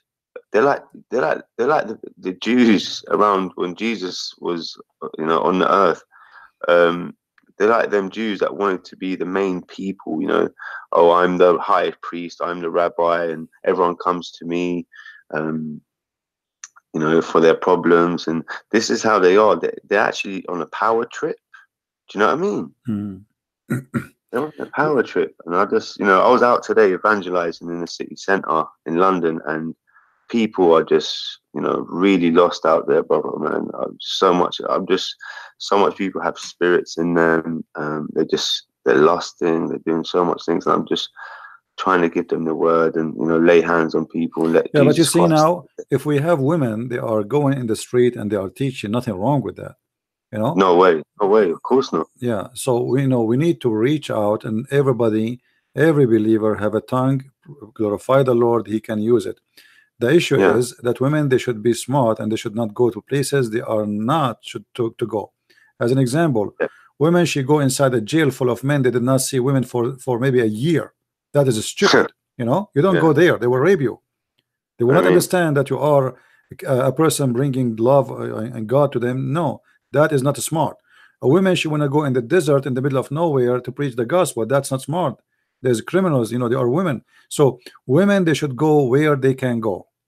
This is why you will see that disciple of Jesus, they prefer not to be married because simply their life is full of risk, and they travel from place to place.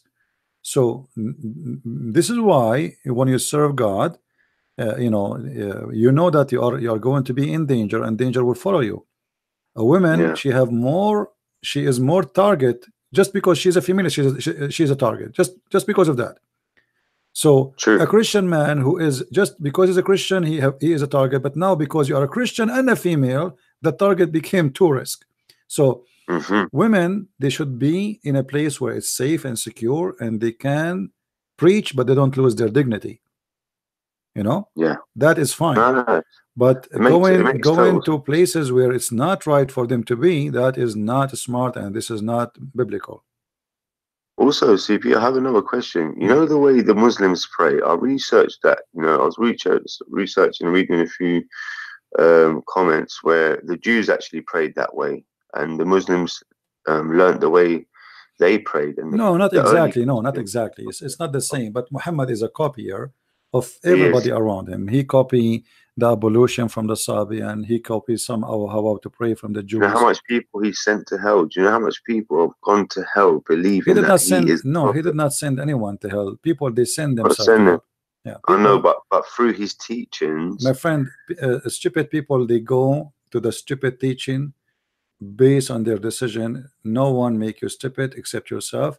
For God gave us all a brain, and he gave us guidance. So if somebody decide to follow a false prophet, this is his fault, not the fault of the false prophet.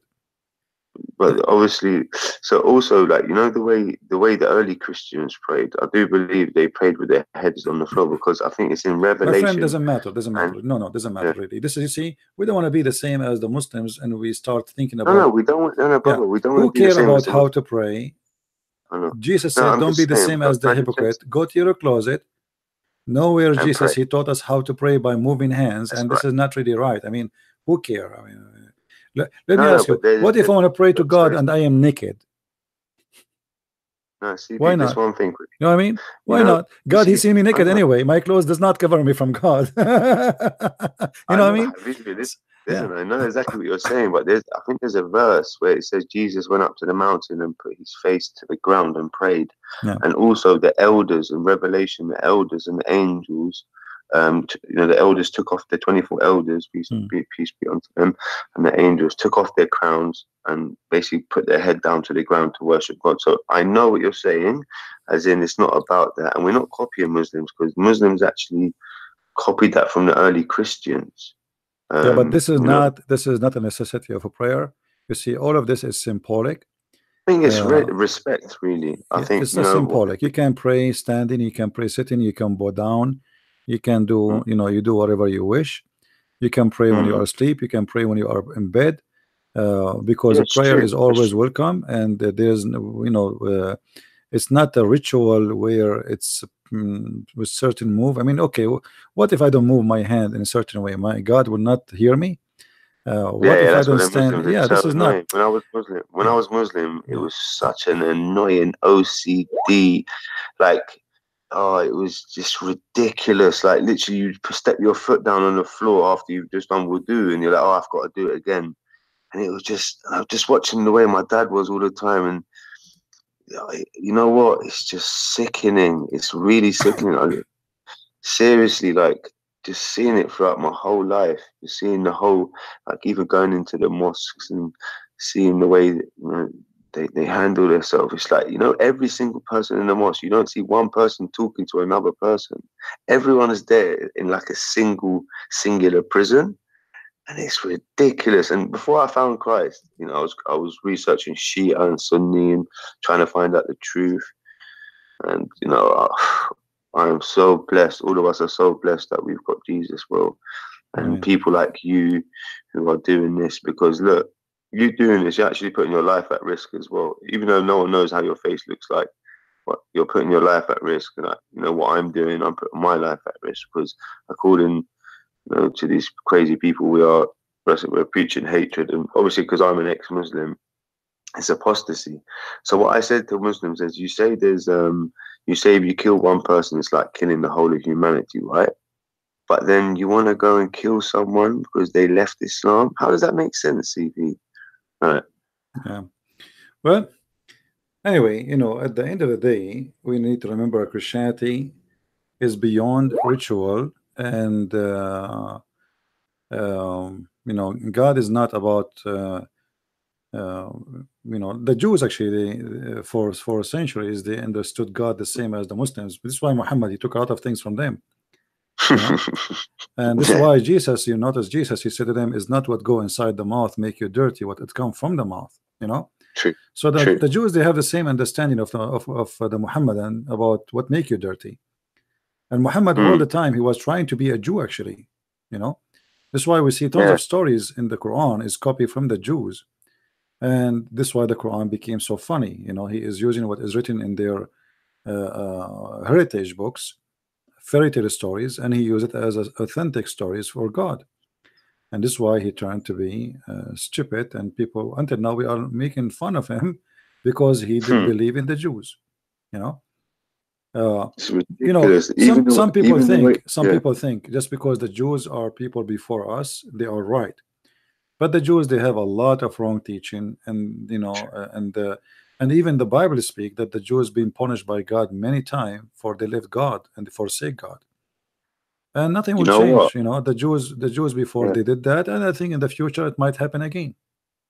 You know what? I was ministering to a Jewish man. His name is David, right? And he's not really religious anymore. But I went to his house. I was praying for him. He had, you know, he had a spirit, and he showed me his Jewish Bible translation. And you know Isaiah, where it mentions, I think it's 9:6 or 53. I totally forgot. But it talks about a son is born and a child is given. The government shall be on his shoulders and shall be called Prince of Peace, Mighty God, Everlasting Father.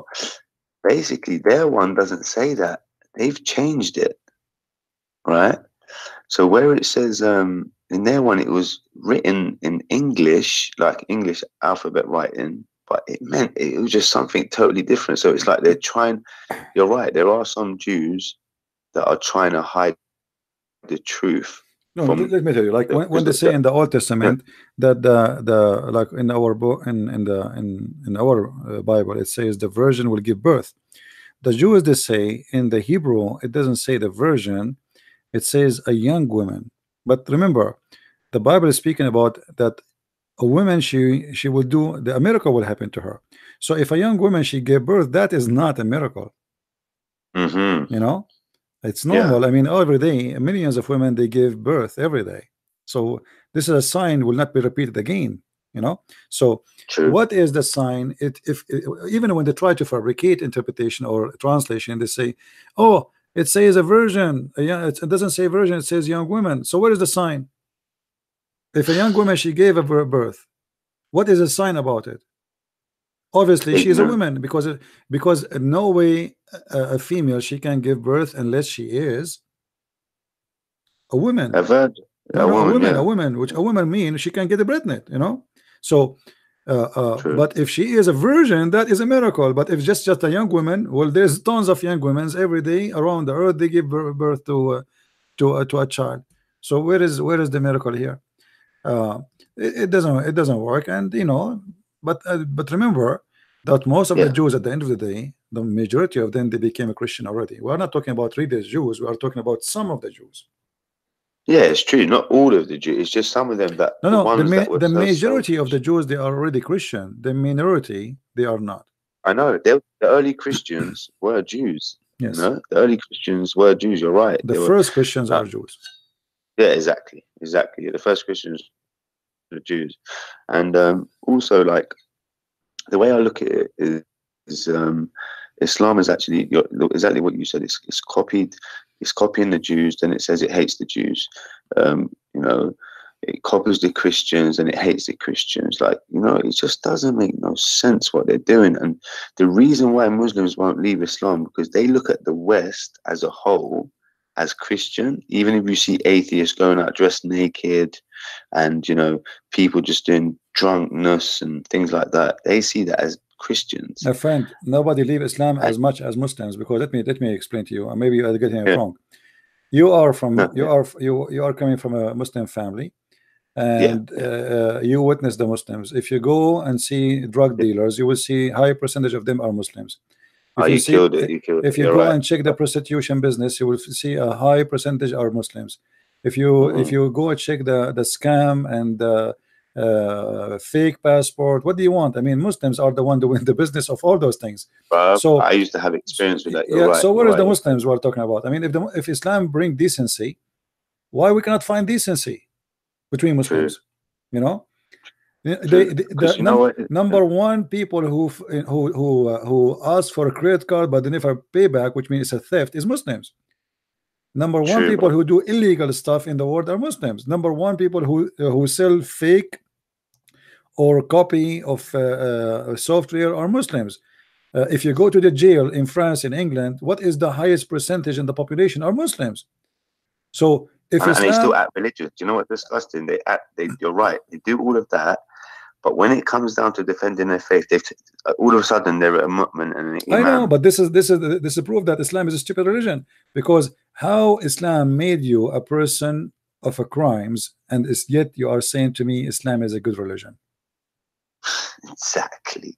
How Islam make a woman work as a prostitute, you know, and then you know this mut'a thing, yeah. No, prostitution business is a huge business in Morocco, in Algeria. I mean, go not only go in the Middle East, go to Egypt. Habibi, I'll be honest with you. Before I was Christian, I used to lust a lot, brother. I used to go to Morocco. Actually, I'm being honest here. Yeah. I used to actually go to Morocco and rent out apartments and things like that. But ever since the Lord delivered me, I've lost the sexual morality is gone. That's how I know Jesus is the way. It's not one sign that convinced me to leave Islam. It was not one sign. It was many signs. I even said to because I was watching YouTube and I saw many Muslims who've had encounters with Jesus, and I sat there and I said, you know what? Let me ask Jesus if he's the truth. But before I got on my knees, my heart actually believed he was. So I think it's having that, because a lot of Muslims, they probably try to ask Jesus if he's true, but they don't have the belief in their heart. But I'm telling you, like, the miracles I've seen that Jesus do to people, like just the other day when I was speaking to you about my dad's leg stretching out and, coming up 3 inches, and people with internal bleeding and demons coming out of people. All this is Jesus Christ. It's nothing to do with me. I'm just like, praying and asking for it. But brother, all these things that I saw in my life, I thought, not once have I seen a miracle as a Muslim. Not once. No miracles at all. All I see is anger, hatred. There's no love. And then as soon as I'm a Christian, brother, everything has changed. My life, I can't explain it to you, my brother. Even people say I look different.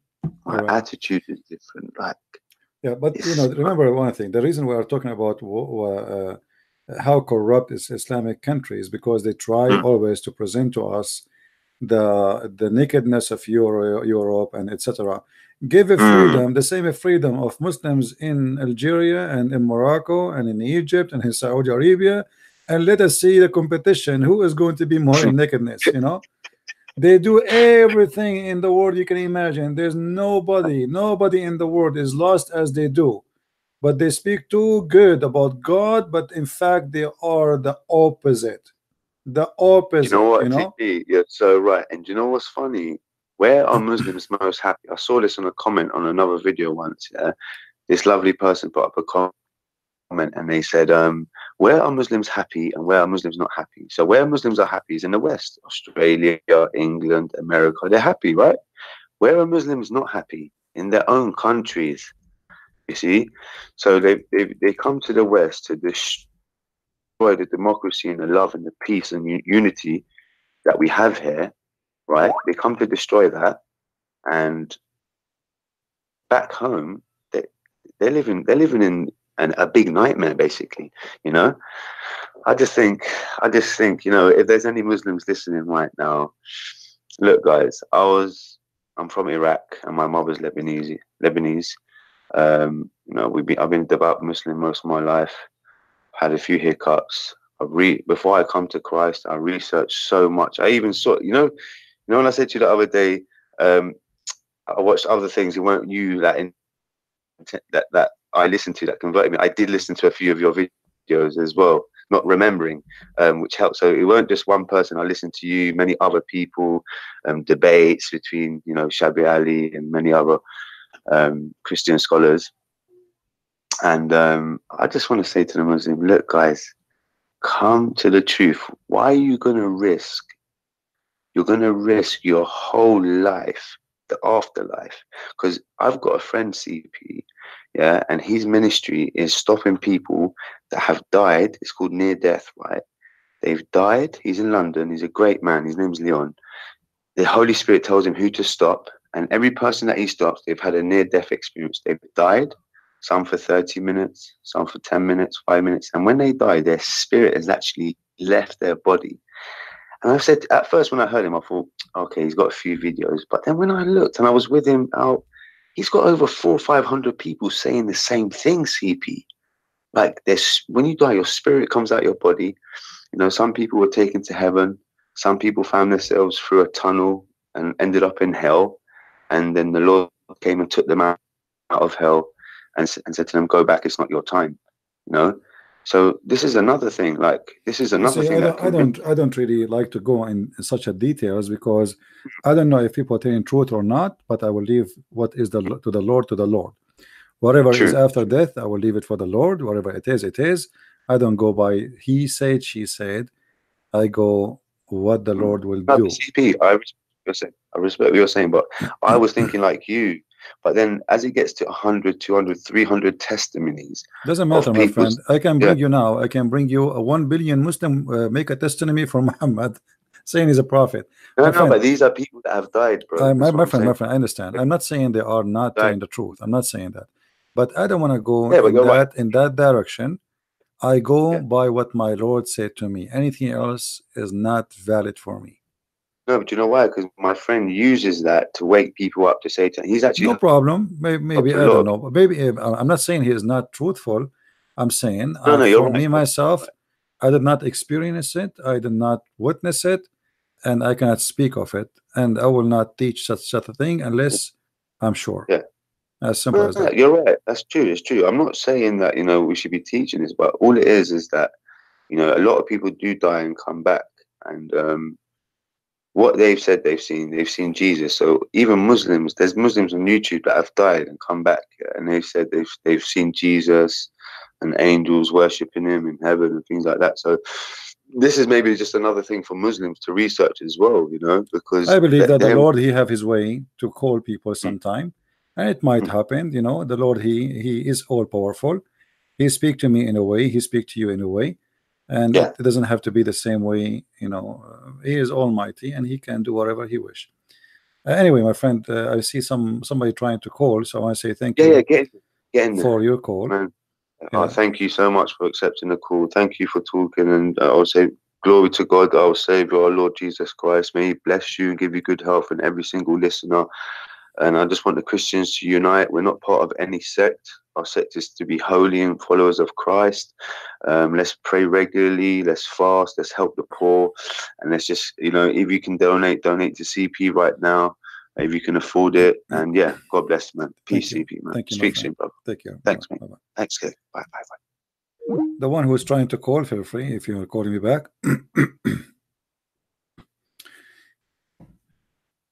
You know,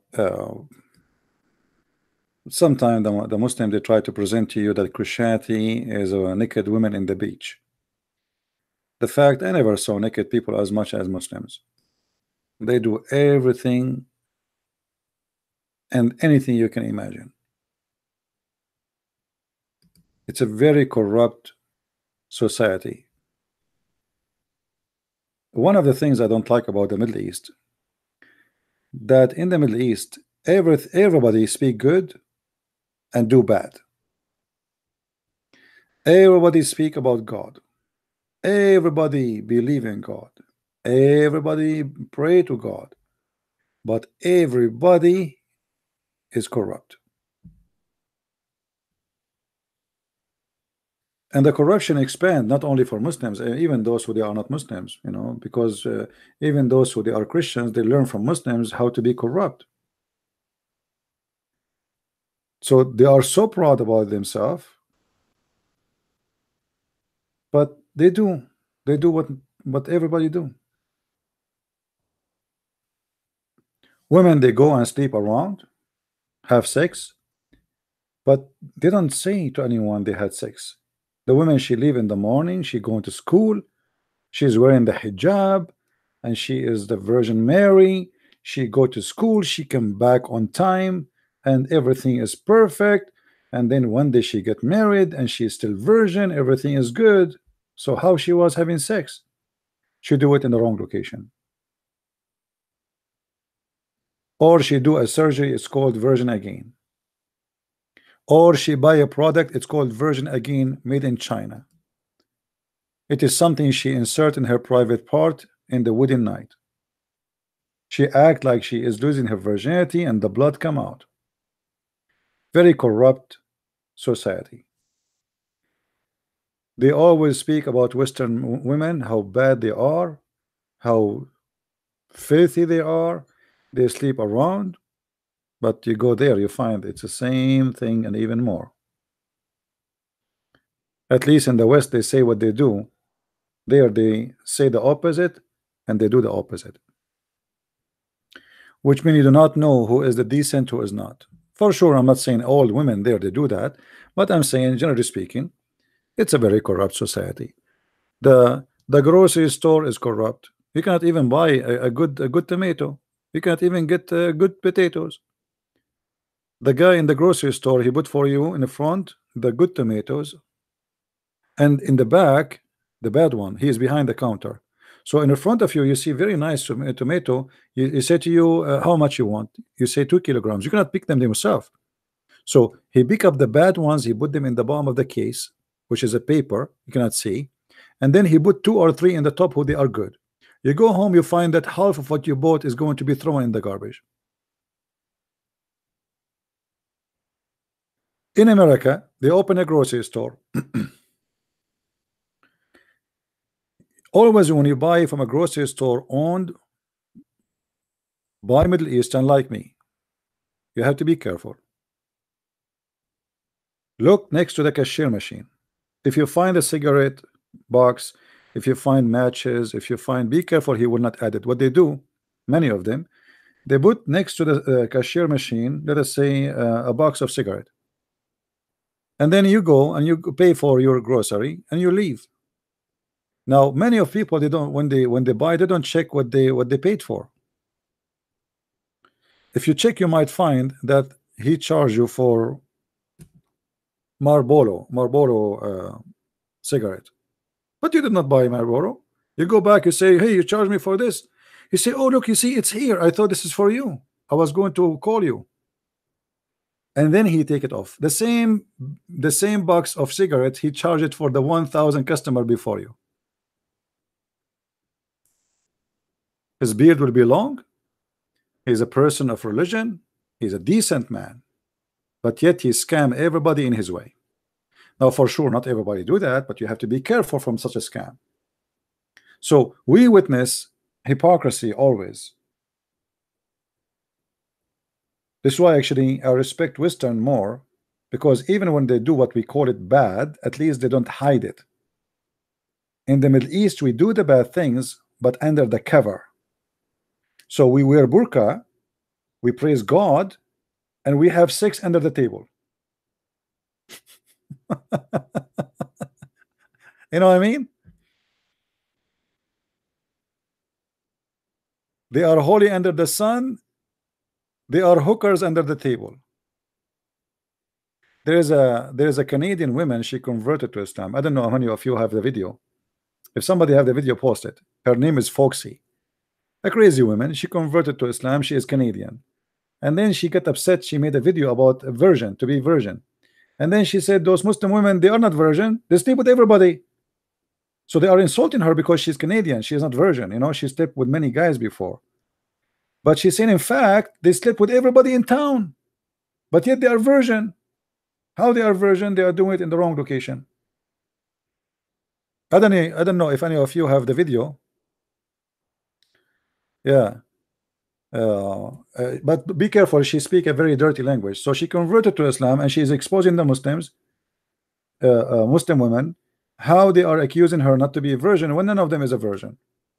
So this is a virgin society, but nobody in the virgin society is a virgin.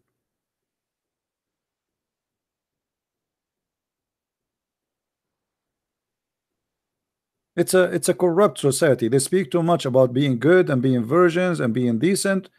You know, you go and they like they say to you, a priest, he molests children. Muhammad himself is a child molester. A molest priest, a priest who molests children, he will go to hell. And even in jail in America, a child molester, mostly he get killed inside the jail, because even criminals, they will not have mercy on him. Even criminals, they will not let him go through. Your prophet himself is a child molester.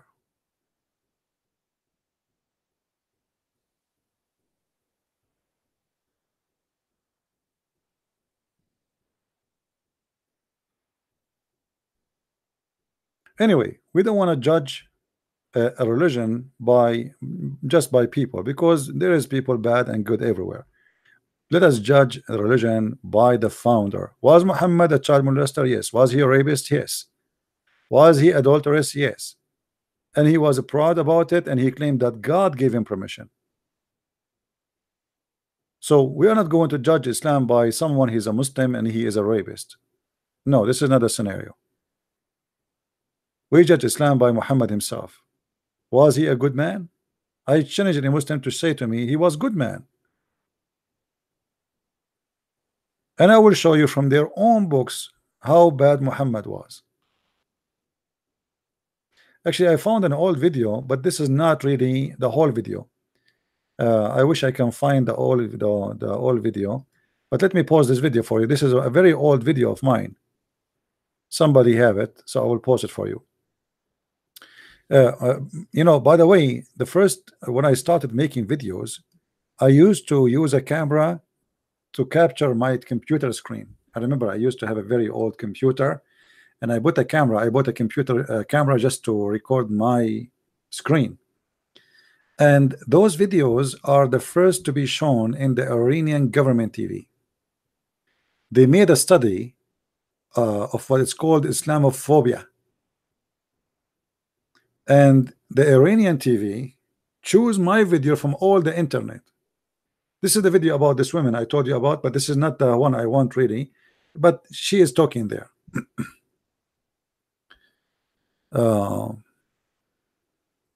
Let us see.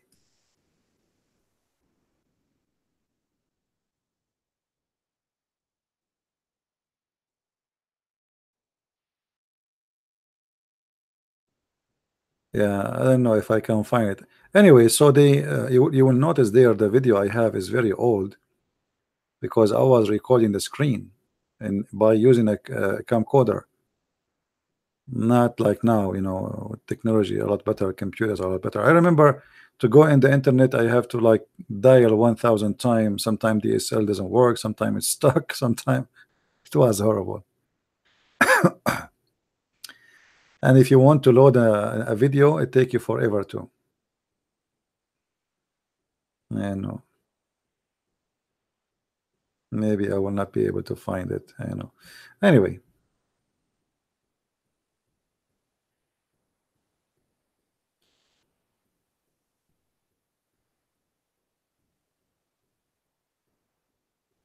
Let us see. Iranian.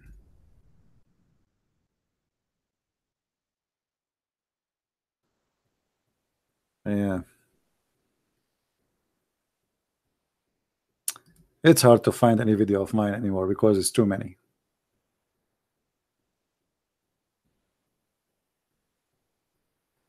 Do we have any Muslim would like to call us?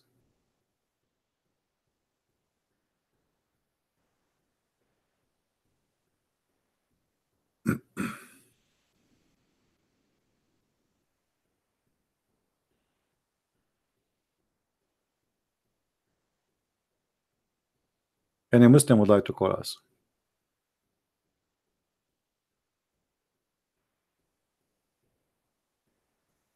How long did it take you to learn how to use the internet? I know, I mean, I remember first time I turned the computer on, I did not know how to turn it off.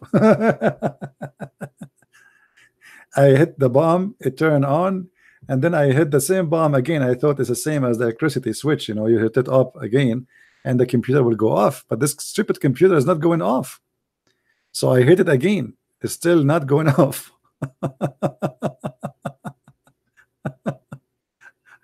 This is how I start learning about computer. And I said to myself, this is something wrong with this computer. I bought this computer for a lot of money for this is stupid. It's not even turning off, man. You know, like what? Because, you know, like this is the way we know how electricity work, right? They have a switch, you hit it here and it turn on, and then you turn it off, you hit the same switch off, and it's not turning off. So what I did, I just unblock it. All right. Okay. Do we have any Abdul? Any Abdul would like to call us?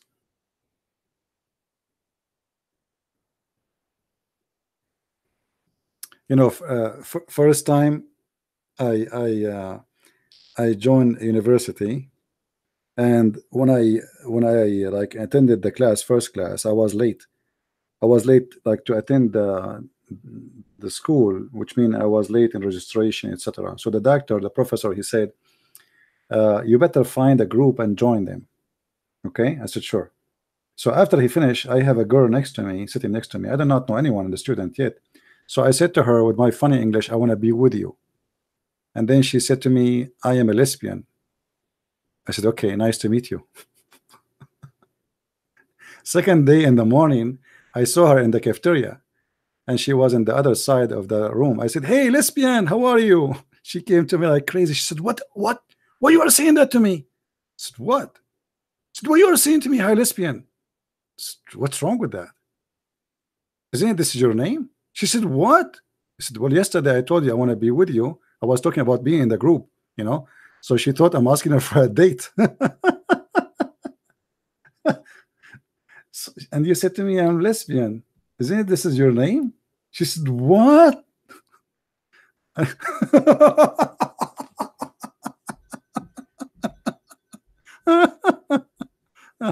Oh boy. Hey, lesbian, how are you? What a stupid idiot. I'm just asking you, the professor in front of you, he said you need to join a group. And I said to her, I want to be with you. She said to me, I'm lesbian. I mean, who is stupid here? So second day, I gave her a shower. Any lesbian here? Anyone? Any two? Yeah, that's why I said to her, nice to meet you.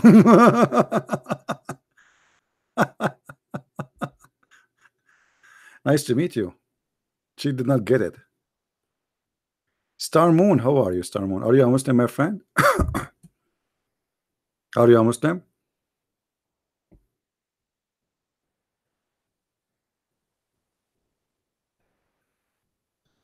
Any Abdul?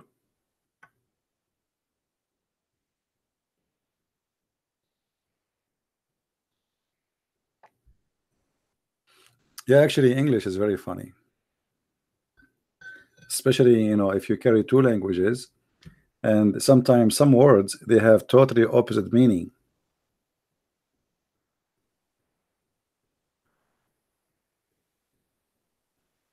Any Abdul?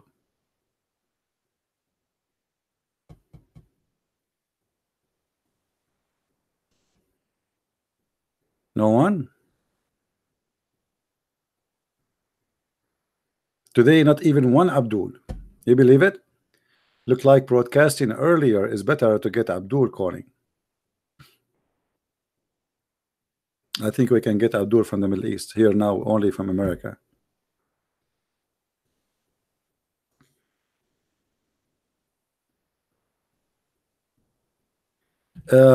Star Moon, I want you to deliver a message for this guy Ramazan, my friend. Tell Ramazan tomorrow I will make a video, and he better get his ass ready, because I will spank him so hard and I will make it red.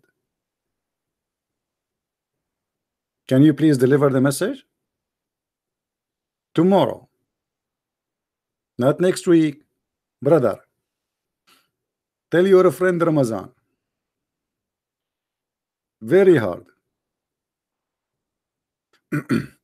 He made a mistake by, you know, they added subtitle to their video in German. Before, I do not know what they are saying about me, but now they have a subtitle for their video, which will make it fun to get them busted. Yeah, Ramazan. And Abdul, and the coward, he don't even dare to call me. He don't dare to call me. As long you can expose a Christian Prince, and Christian Prince is a liar. He was saying in his video, Christian Prince, he spread bacteria. We will see tomorrow. We will see if he refuted me. Don't forget to watch my video tomorrow. So we will laugh. Yeah. And Abdul, do you ever want to talk to Imam Tawhidi? Imam Tawhidi will never get close to me. Imam Tawhidi is a taqiyya man. He's a hypocrite, liar.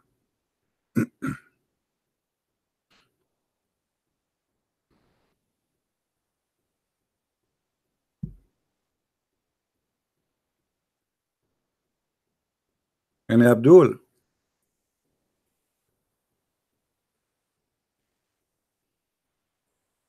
no. All right, guys, look like we are done for today. No more Abdul here, and I hope we learned something good for today, and I hope tomorrow we will do better. Tomorrow I will do broadcast maybe in the other account, Christian Prince. If somebody have the account, please post the link. If somebody have it,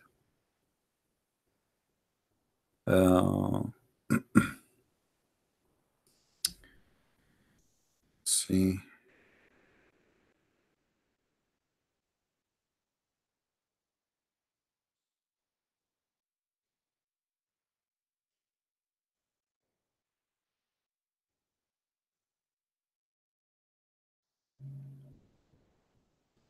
Okay, if you go to this account, please, you can subscribe to this account. This is an account I use.